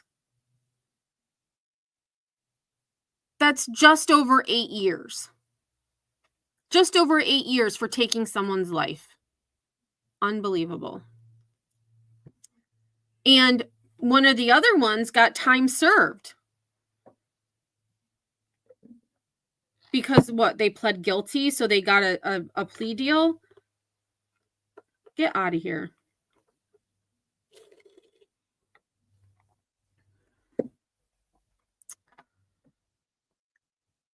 More recent jury verdicts, settlements, criminal pleas, and judicial findings lay bare that New York State DOCCS has allowed a culture of staff brutalization to persist and flourish even after the Moore case, even after the many accounts widely publicized in the MP New York Times investigation, and even after countless more heinous acts come to light from earlier findings of liability. The following summaries of cases resolved since 2020 demonstrate that officers and other staff continue to routinely engage in extreme violence in New York prisons, operating with impunity because New York State DOCCS has allowed them to believe it will be tolerated. The cases summarized are merely exemplary. On information and belief, they reflect just a small fraction of the many other instances of excessive staff force in New York State DOCCS's facilities. All right, healing time. Sounds good. I agree, Cash. I agree. In a position of power and authority, sentences should be increased beyond. Absolutely. I agree with you. In terms of learning about the modern psychopath alleged Brian K. case is fascinating. Yeah, he's, in my opinion, he's guilty as all get out. But it will be an interesting case for sure. Excuse me. So A, in December 2024, New York Court of Claims Judge Anthony Brindisi ruled in favor of 28 people incarcerated at Marcy's sister facility, Midstate Correctional Facility, holding that 30 officers acted in a concert to commit assault and battery on them during a 2016 raid. Judge Brindisi determined that the officers had subjected the men to, among other things, being kicked in the mouth like a football punt, being used by an officer like a trampoline, having genitalia harmfully touched by officers, and even being sodomized by officers inserting objects into their anus or rectum, while officers asked, quote, "How does it feel to be helpless?"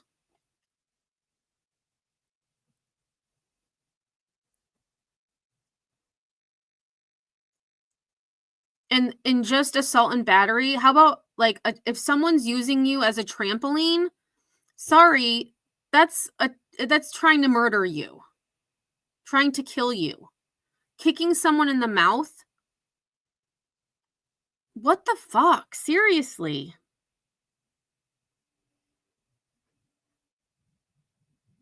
Jesus.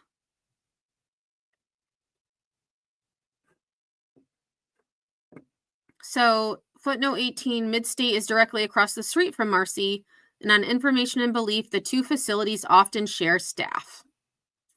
That would make sense. That would make sense. Yes, so sadistic. Like, they're psychotic. My God. And I'm glad they put this in here, because one thing with Mr. Brooks is that we couldn't hear what these guards were saying. And this is probably some of the things that they were saying to Mr. Brooks. How does it feel to be helpless? I'm sure they were saying much other racially charged things as well. But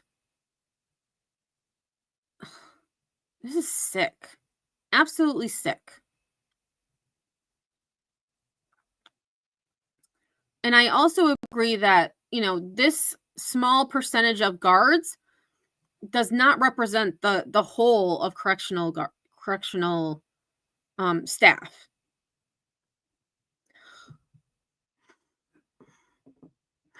Judge Brindisi found it evident from the testimony of both claimants and officers that supervisors, including the superintendent and senior staff, were present at various points during the raid, observing the damage to the dorm and appearing pleased with the result. Judge Brindisi ultimately characterized the raid and atrocious physical abuse inflicted by the officers as a, quote, modern day salting the earth, end quote. And I'd like to know how long these officers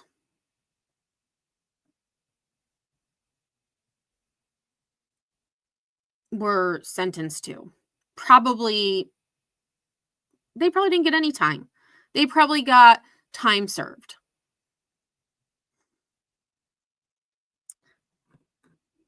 You're welcome. Burden of proof. When I saw this, and as a New Yorker, I was really disappointed that, like, I had heard about Mr. Brooks' death, like I had read about it, but there wasn't a whole lot of information. And then the rest of, like, we found out the same time as the rest of the world about what happened to him. It was, and the fact that it took 3 weeks to even disclose those videos. I mean, it's gross. But BOP says, thanks for covering this, Emmy. This is just too close and weaved with a personal story by someone who was a former inmate there. Between my own trauma and hating, I don't want to cause harm. Yeah. Yeah, it's terrible. It's terrible.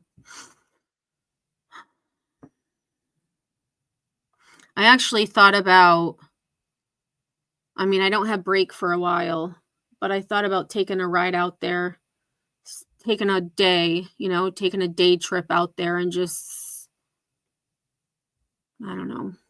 I don't know what I would do. We'll see.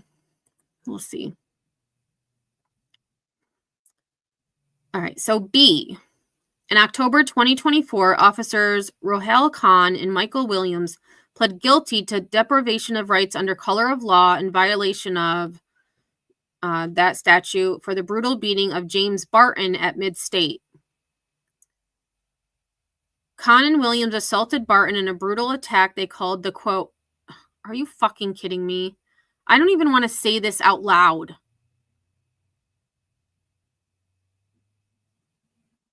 Fucking assholes. Khan and Williams assaulted Barton in a brutal attack they called the, quote, George Floyd Challenge. Khan and Williams, along with several other officers, spent more than 10 minutes punching Barton in his head, face, eyes, chest, back, stomach, legals, buttocks, and groin until he fell to the floor. The officers then proceeded to kick and stomp Barton, put him in a chokehold, and punch him further. The officers' plea agreement acknowledged the truth of these and many of the facts Barton alleged in a subsequent civil lawsuit. They shouldn't be able to make a plea deal. Right? Freaking gross. I'm definitely going to be looking at all of these New York Times articles.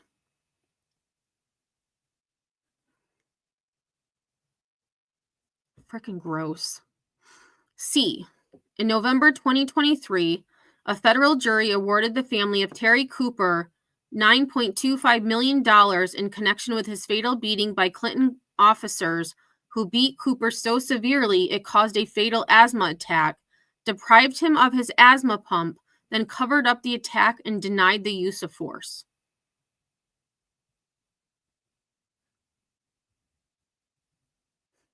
And, no amount of money is going to bring back these people, their loved one. Talk about sadistic. They knew he needed his asthma pump and refused to give it to him. Like, there is a special place in hell for these people. Oh, a YouTuber did go out there? Which one, Little C? I'm just curious. See you, Cash. Thanks for hanging out. Have a good day. Good rest of your day, because it's getting late there, right? Well, it is late.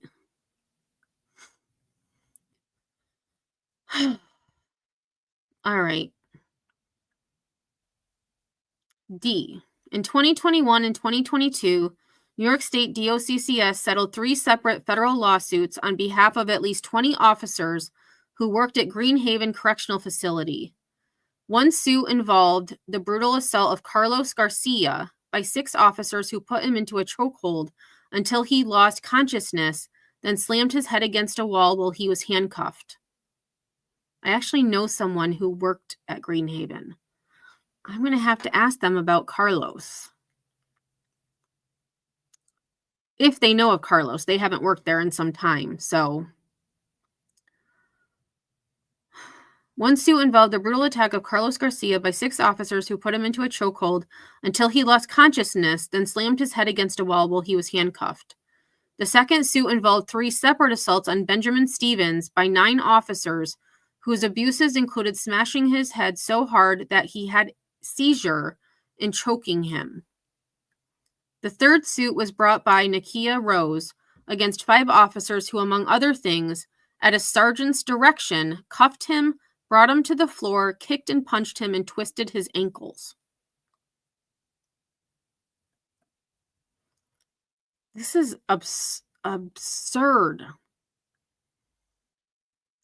E. In July 2022, Officer Aaron Finn pled guilty to violating USC statute in connection with the brutal beating of Melvin Virgil at Greenhaven. As alleged in Virgil's subsequent civil case and acknowledged in large part in Finn's plea, Finn handcuffed Virgil and repeatedly smashed his head into a wall and steel bars as other officers silently watched. Multiple officers fabricated reports of misconduct against Virgil. Finn's attack only was uncovered because BWC's body-worn cameras had captured it.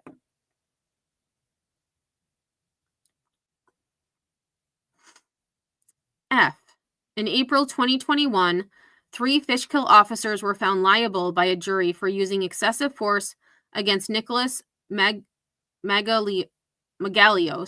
in the amount of $1 million. One officer held down Magalios and other officers brutally kicked and punched him while others looked on and did nothing. Magalios suffered significant bruising, marks, abrasions, lacerations, and aggravation of a pre-existing shoulder injury, which required surgery. Judge Siebel remarked that the defendant's conduct was reprehensible, violent, deceitful, and malicious.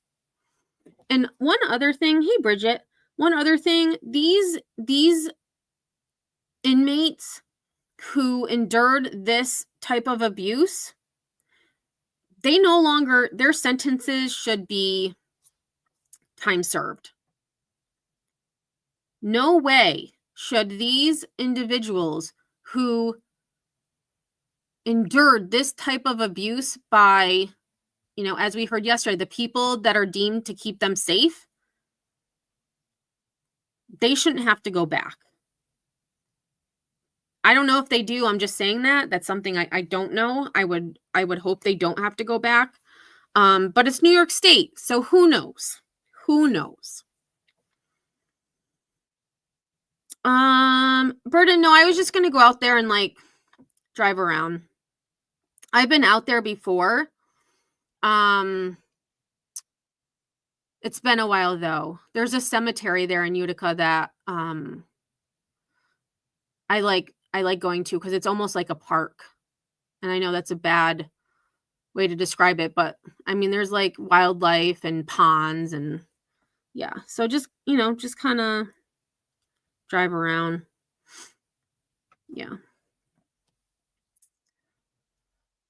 G. In May 2020, Sullivan Correctional Facility officers whose excessive force killed Carl Taylor settled claims against them for $5 million. One officer struck Taylor in the back of his head several times with his fist, and a number of other officers beat him on his way to the infirmary, where he was later pronounced dead, leaving an extensive pool of blood that took 1.5 hours to clean up.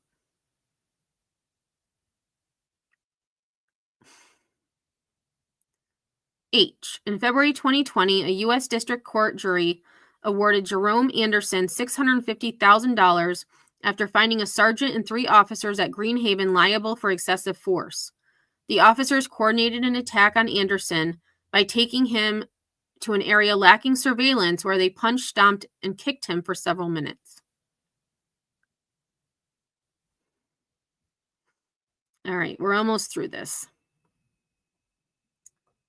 I. In February 2020, Sullivan officers settled claims against them for $500,000 concerning an allegedly grievous and sustained assault on Anthony Medina, a visually impaired incarcerated person. Officers allegedly took turns punching Medina while he was handcuffed, broke his fingers, chipped his tooth, strangled him with a cord of a device he used to help him read, and sexually assaulted him. And all of that,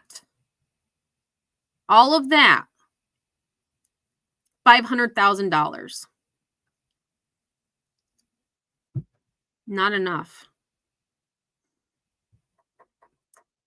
Unsurprisingly, many of the cases summarized above involved egregious cover-ups by New York State DOCCS officers, reflecting the existence of a much larger systemic problem and an organizational culture that condones lies.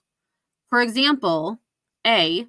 Following Kevin Moore's brutal gang-style assault, the officers involved conspired to, quote, engage in an elaborate cover-up of the crime they had committed. Their cover-up included manufacturing fake injuries to make it appear that Moore had been the aggressor and creating false records, including false use of force reports that memorialized the fabricated conspiratorial story the officers had made up. 5 of the officers involved either were convicted by a jury of or pleaded guilty to, among other things, violations of 18 U.S.C. which criminalizes the falsification of records.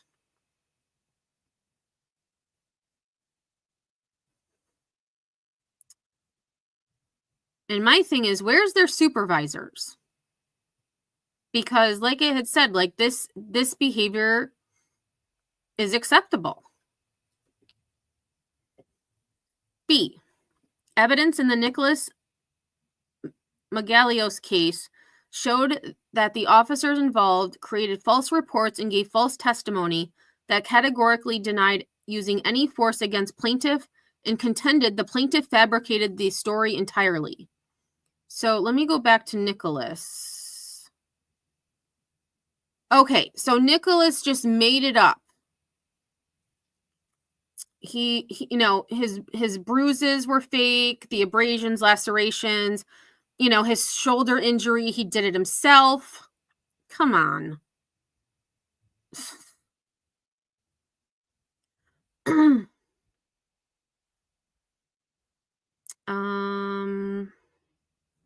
According to Judge Siebel, the jury necessarily found that defendants lied repeatedly through those reports and that testimony demonstrating the malicious and deceitful nature of their conduct.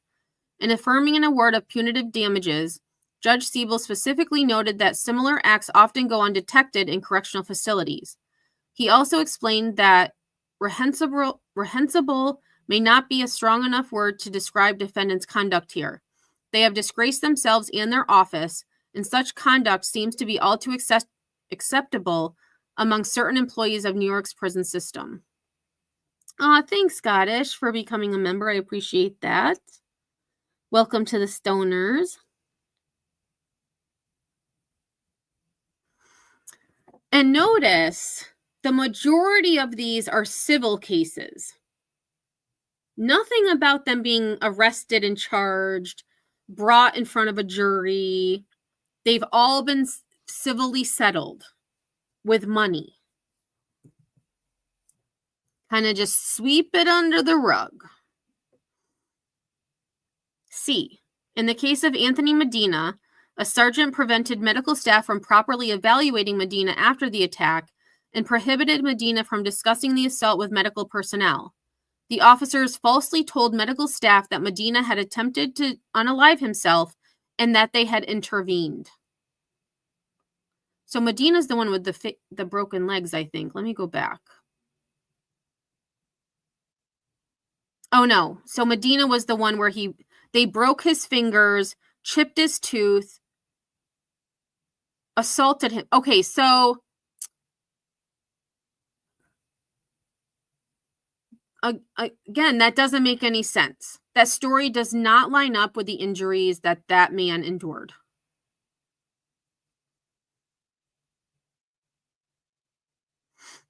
D. The judge in the Jerome Anderson case noted evidence that each of the officers involved concocted a fabricated story to cover up their assault of Anderson.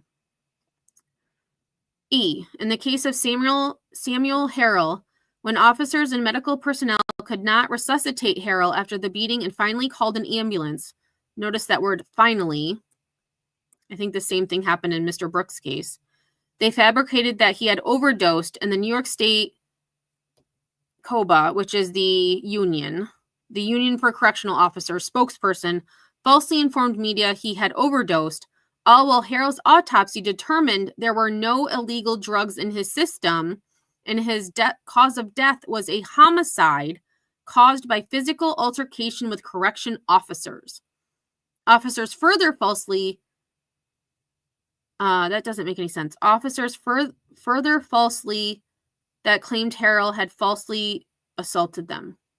I think it was supposed to mean officers further claimed Harrell had falsely assaulted them.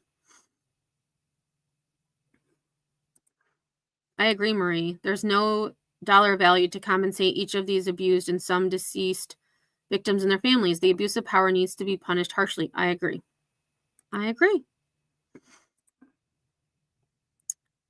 Other recent examples of New York State DOCCS covering up their unlawful assaults of incarcerated people include those documented in Keys v. Annucci. And it says officers settled claims against them alleging that they filed false misbehavior reports to retaliate against several incarcerated people that had reported officers' excessive use of force. Also, Patterson v. Patterson, several officers settled claims that they deliberately falsified an incarcerated person misbehavior report as part of a conspiracy to cover up their assault of incarcerated person John P. Patterson. In Walker v. Williams, officers settled claims that they struck incarcerated person Gerard Walker many times with a baton on his ribs, back, and head, and then submitted false misbehavior reports to cover up their assault.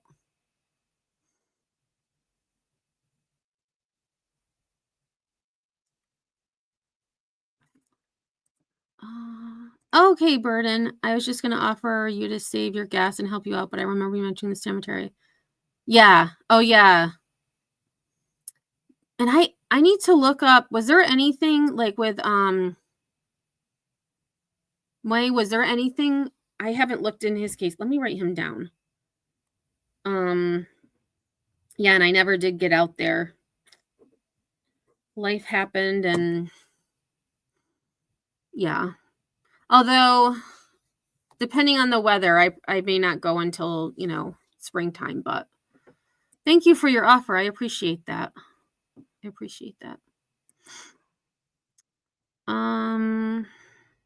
Okay, so we read that.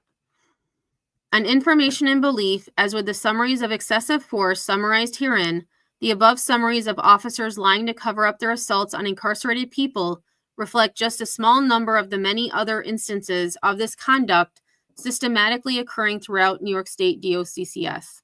Indeed, In 2023, the New York Times published the results of another investigation focused on analysis of 5,600 New York State DOCCS disciplinary records dating back to 2010. The 2023 MP New York Times disciplinary record investigation found that staff cover-ups of excessive force incidents were, quote, commonplace. As reported in the New York Times, the records illustrate how cover-ups make it difficult to hold officers accountable using excessive force. They also reveal a typical playbook. Guards often work in groups to conceal violent assaults by lying to investigators and on official reports, and then they file charges against their victims and have them sent to solitary. Defendant Marticello was interviewed in connection with the 2023 MP New York Times disciplinary record investigation, and he told reporters that he was not surprised that false reports often accompany instances of excessive force. There has to be some manipulation of facts, he said.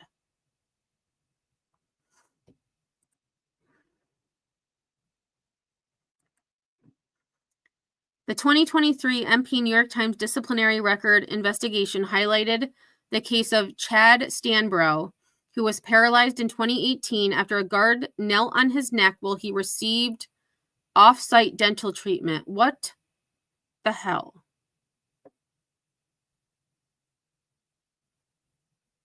First of all, that seems like you're getting dental work. It seems having someone on your neck is not necessary. What the hell?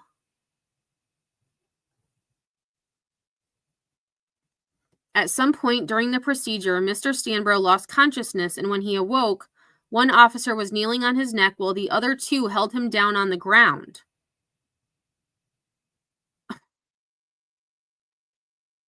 In the aftermath of the incident, all three guards wrote false reports about how Mr. Stanbro sustained his injuries.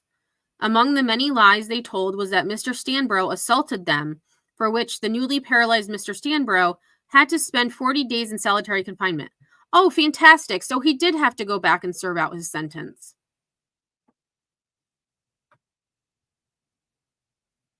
That is insane to me.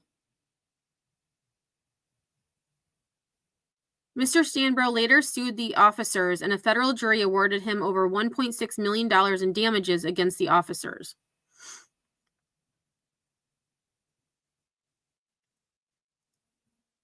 So, even if Mr. Stanbro assaulted them,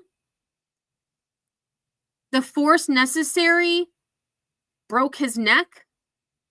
Okay. That makes no sense. And anyone who believed that is an idiot.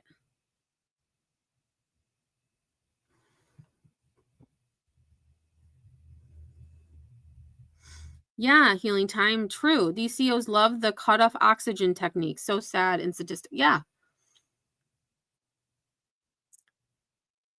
The 2023 MP New York Times disciplinary record investigation also highlighted the case of Roy Harriger, who was beaten in the back of his head with a nightstick by an unidentified guard at Attica. The assault occurred sometime after a guard picked him up at a sergeant's office on his cell block and before he arrived unconscious at the infirmary. To cover up the beating, Attica guards concocted a story about Mr. Harriger falling in the shower. Ruling in Mr. Harriger's favor in his subsequently filed lawsuit, New York Court of Claims Judge Manerick said she was appalled. She also ruled that Attica's staff's story that Mr. Harriger had fallen in the shower was a, quote, fabrication, and she awarded him $2 million. Still not enough. The extensive and thoroughly documented history of New York State DOCCS staff brutality attacking, and in the worst cases like this one, killing incarcerated people and conspiring to cover up their crimes and elude accountability, can leave no doubt that supervisory defendants Medbury and Marticello knew that the system they oversaw was dangerously broken. They knew that people like Robert faced a serious risk of harm by officers who felt free to act with impunity. but they took no meaningful steps to abate the risk of harm. The result was fatal for Robert, whose group of killers never even flinched as they beat him to death. That is very powerful. Didn't even flinch. Even those that were standing in the doorway, smirking, smiling, it was entertainment to them, and that is disgusting.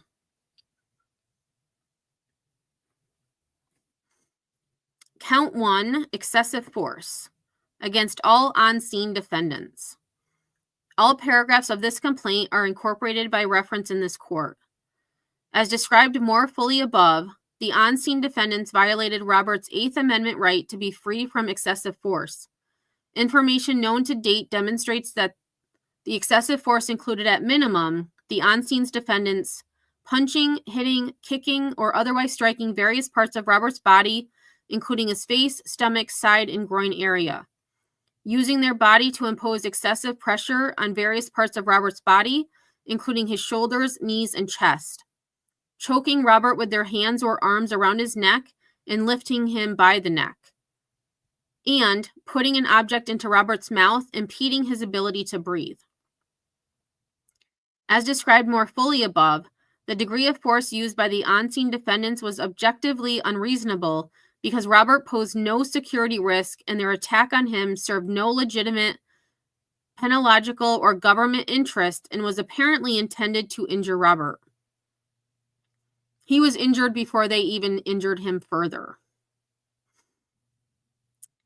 All on-scene defendants were subjectively aware that Robert's constitutional rights were being violated during the fatal beating because they observed and heard Robert's assault as it was occurring in and around their presence. All on-scene defendants had a legal duty to intervene to prevent or halt their fellow on-scene defendants' use of excessive force against Robert. In the manner described more fully above, the on-scene defendants acted willfully, wantonly, recklessly, maliciously, and with depraved and deliberate indifference to Robert's life. And I believe, this is my opinion, they need to be charged with depraved indifference murder. They had no regard for human life.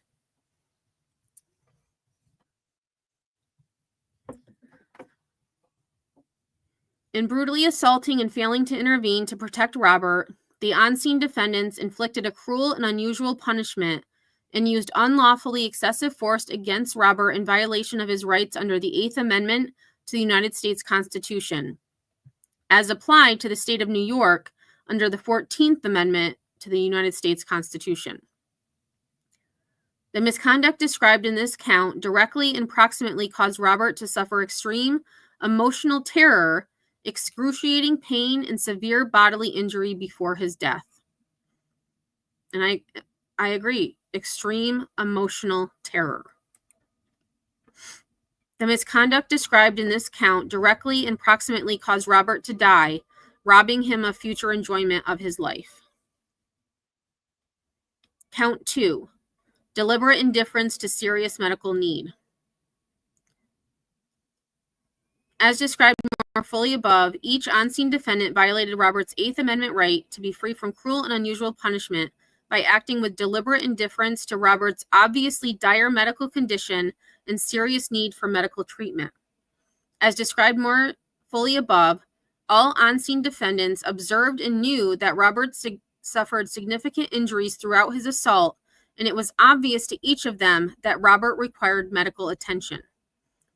All on-scene defendants were subjectively aware that failing to provide Robert with immediate medical care put him at risk of suffering serious bodily harm or death. All on-scene defendants had a legal duty to act to ensure that Robert received medical treatment for his serious medical condition. Nevertheless, the on-scene defendants consciously disregarded that risk by failing to take steps to provide Robert with medical treatment or by actively interfering with the provision of medical treatment by others. The on-scene defendants took no steps to mitigate the risk that Robert would suffer serious bodily harm or death. The on-scene defendants' deliberate indifference to Robert's obvious need for medical treatment inflicted a cruel and unusual punishment against Robert in violation of his rights under the 8th Amendment to the United States Constitution, as applied to the state of New York under the 14th Amendment to the United States Constitution. The misconduct described in this count directly and proximately caused Robert to suffer extreme emotional terror, excruciating pain, and severe bodily injury before his death. The misconduct described in this count directly and proximately caused Robert to die, robbing him of future enjoyment of his life. Count 3, failure to protect. As described more fully above, supervisory defendants Medbury and Marticello and other as yet identified supervisory individuals violated Robert's 8th Amendment right to be free from cruel and unusual punishment by failing to protect him from a substantial risk of serious harm. As described more fully above, supervisory defendants Medbury and Marticello knew that New York State DOCCS's culture of brutalization and cover-ups posed a substantial risk of serious harm to incarcerated individuals like Robert.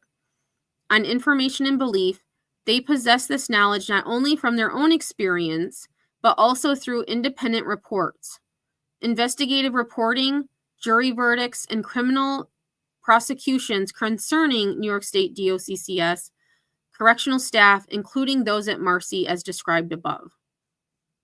On information and belief, supervisory defendants Medbury and Marticello acted with deliberate indifference to this risk of harm by failing to take reasonable steps to mitigate the risk of harm to incarcerated individuals like Robert. Supervisory defendants Medbury and Marticello were personally responsible for ensuring the safety of incarcerated individuals under their care and custody, including Robert. They had the power and responsibility to implement and enforce policies and practices to protect incarcerated people at Marcy from the use of excessive force by staff.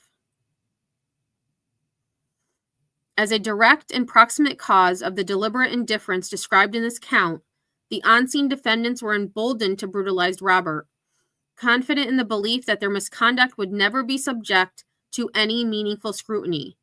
When the on-scene defendants attacked and killed Robert, they reasonably believed they could brutalize incarcerated individuals like Robert with impunity, so long as their actions were not captured on video, trusting that any evidence of their wrongdoing would be covered up by fellow officers. So true. The misconduct described in this count directly and proximately caused Robert to suffer extreme emotional terror, excruciating pain, and severe bodily injury before his death. The misconduct described in this count directly and proximately caused Robert to die, robbing him of future enjoyment of life. Count 4, state law battery. Against defendants Farina, Kessler, Kingsley, Gallagher, Anzalone, Walrath, and other as yet determined on-scene defendants. As described more fully above, defendants Farina, Kessler, Kingsley, Gallagher, Anzalone, Walrath, and others as yet determined intentionally touched Robert without his consent and caused an offensive bodily conduct when they used excessive force on him. As described more fully above, the misconduct described in this count was objectively unreasonable and unnecessary under the circumstances. As described more fully above, the misconduct described in this count was undertaken to harm Robert and offends a reasonable sense of personal dignity and is otherwise wrongful. As described more fully above, as a direct result of the misconduct described in this count, Robert suffered physical injury and severe conscious pain and suffering and died. Count 5, state law. Negligence, gross negligence, and wrongful death. Defendants owed Robert a duty of reasonable care when defendants took custody of Robert and transported him from Mohawk Correctional Facility to Marcy. Give me 1 second, I just saw something.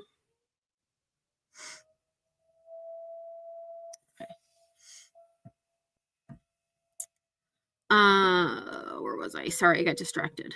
Defendants breached such duty of reasonable care to Robert and acted with gross negligence and reckless indifference to his safety and his life by failing to cease their physical assault failing to intervene, and failing to provide immediate medical assistance, and being otherwise indifferent to his suffering and safety.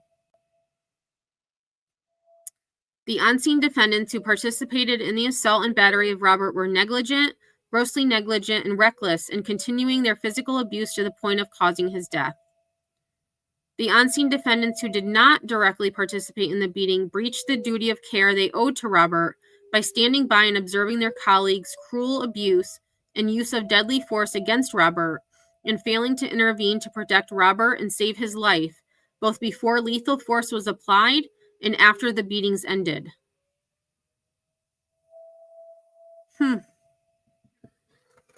That's also interesting. That tells me they didn't try to save him after it ended.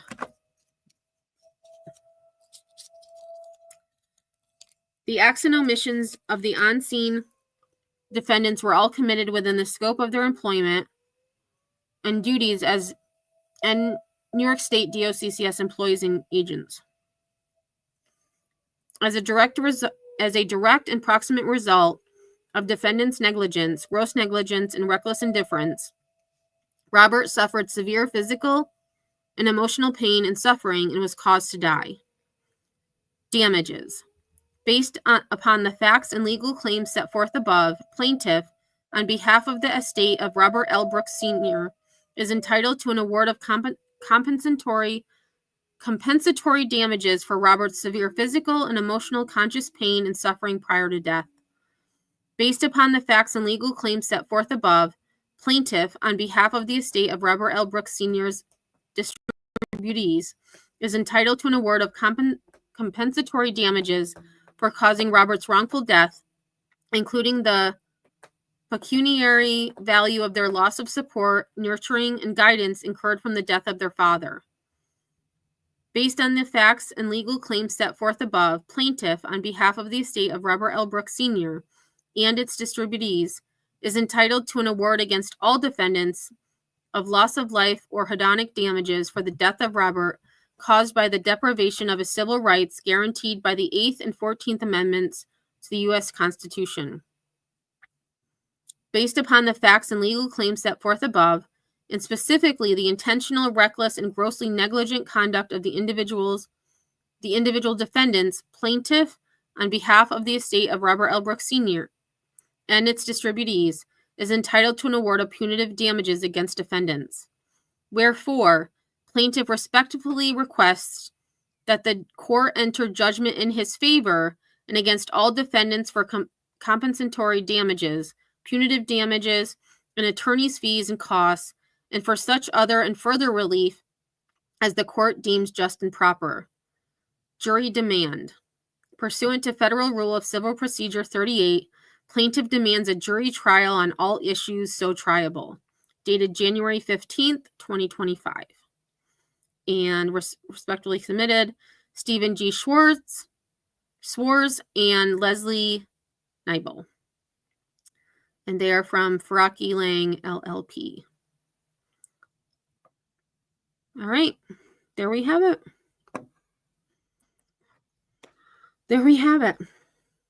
So a lot of information in that. And as I had said, if anyone is interested in a copy of this, please email me and I can send you the PDF file. It will be unredacted. Or if you would rather have the redacted copy, which is what I showed during this live, please note that and I will send you the redacted copy.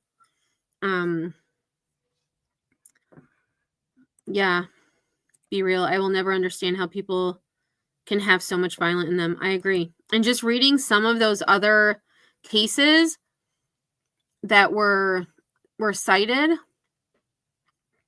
like it's just, and I know it's not just New York State that this is happening in, but I take it personal because my tax dollars are going to house, the people serving out their sentences. And it's my belief that it should be used to keep them safe, not to, have these correctional officers who have, you know, superiority complex to act like sadistic monsters, because that's what they are. And those who stood around, I mean, you know, I think of the two in the doorway that were smiling and kind of laughing. Like, they clearly were enjoying watching it. Like they said in that document, not one person, at least in the pictures, like the still pictures I saw with the faces of those correctional officers or nurses, not one of them looked appalled. Were shocked, really. It's just, it's awful. Awful, awful, awful. All right. Well, I did have some other things I was going to talk about, but I didn't realize it was going to take me so long to read it. So I'm going to save those things for another time. But I wanted to just quickly mention that several assemblymen, senators, and other state legislators have penned a letter demanding the closing of Marcy Correctional. Where that's going to go, I don't know. Because I don't think closing a facility is going to fix the problem, because the problems are just going to follow to another facility. So I don't think closing Marcy Correctional is going to help stop what's been happening. It's just going to, I mean, it's just going to move the problem to another place. I pray his family finds comfort and healing. Also, that taking a stand for their loved one brings justice and change. These abusive defendants deserve prison for many years. I agree. And unfortunately, they probably won't. They probably won't. And, you know, the one thing that you know, with some other cases like this, when they weren't inmates, so when you think of, you know, oh my gosh, what was his name? Oh my God, what was that kid with George Zimmerman? Oh my gosh, I feel so embarrassed that I don't remember his name. But that young kid, George Floyd, Tyree Nichols, there was like public outcry, like nationwide outrage, as there should be. Yet for some reason, Mr. Brooks' case, I did see his son, well-spoken. If you haven't seen the press conference that they gave, please check out my live from yesterday. He did do an interview with CBS News. And I hope that he continues to make that media tour, so to speak, because more people need to know about Robert Brooks. Thank you, Trayvon Martin. Thank you. I'm so embarrassed I didn't remember his name.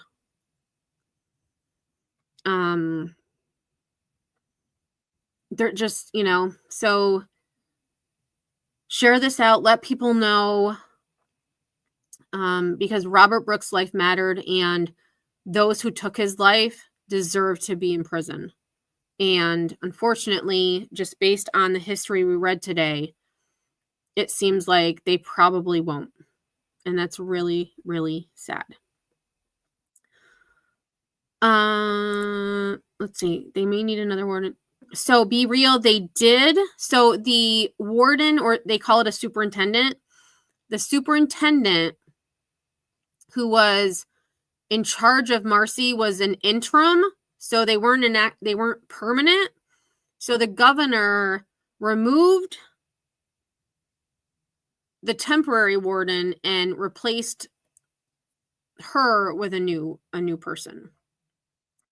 And it makes me wonder, because they're saying in this lawsuit, you know, the supervisory defendants ultimately the governor is who oversees all of this. She has her people, like the commissioner, who is to oversee, but ultimately she is responsible as well. So I'm curious to see if they name Governor Hochul, because I mean, they named the commissioner, and Governor Hochul is her supervisor.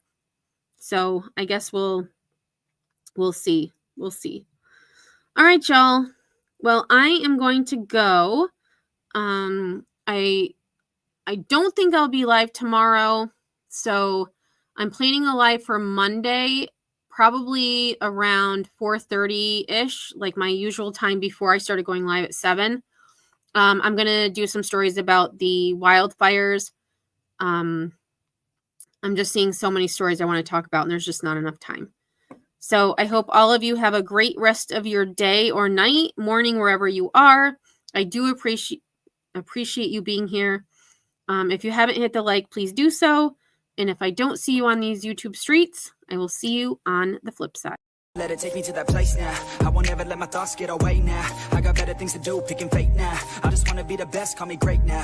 I don't know if I'm okay or insane now. I remember better days on the playground, hoping I can find my way. Even when I'm feeling down, I fight. Even when I don't know what is right, I'ma pick a side and I'ma take pride. I will decide my fate and I will never let them tell me who I am. If you try to shake me, I'll be damned. Planet on the ground is where I stand. Never give up, that was always the plan. It's so cold outside, I'm alone, I'm alright. It's so cold outside, I'm alone.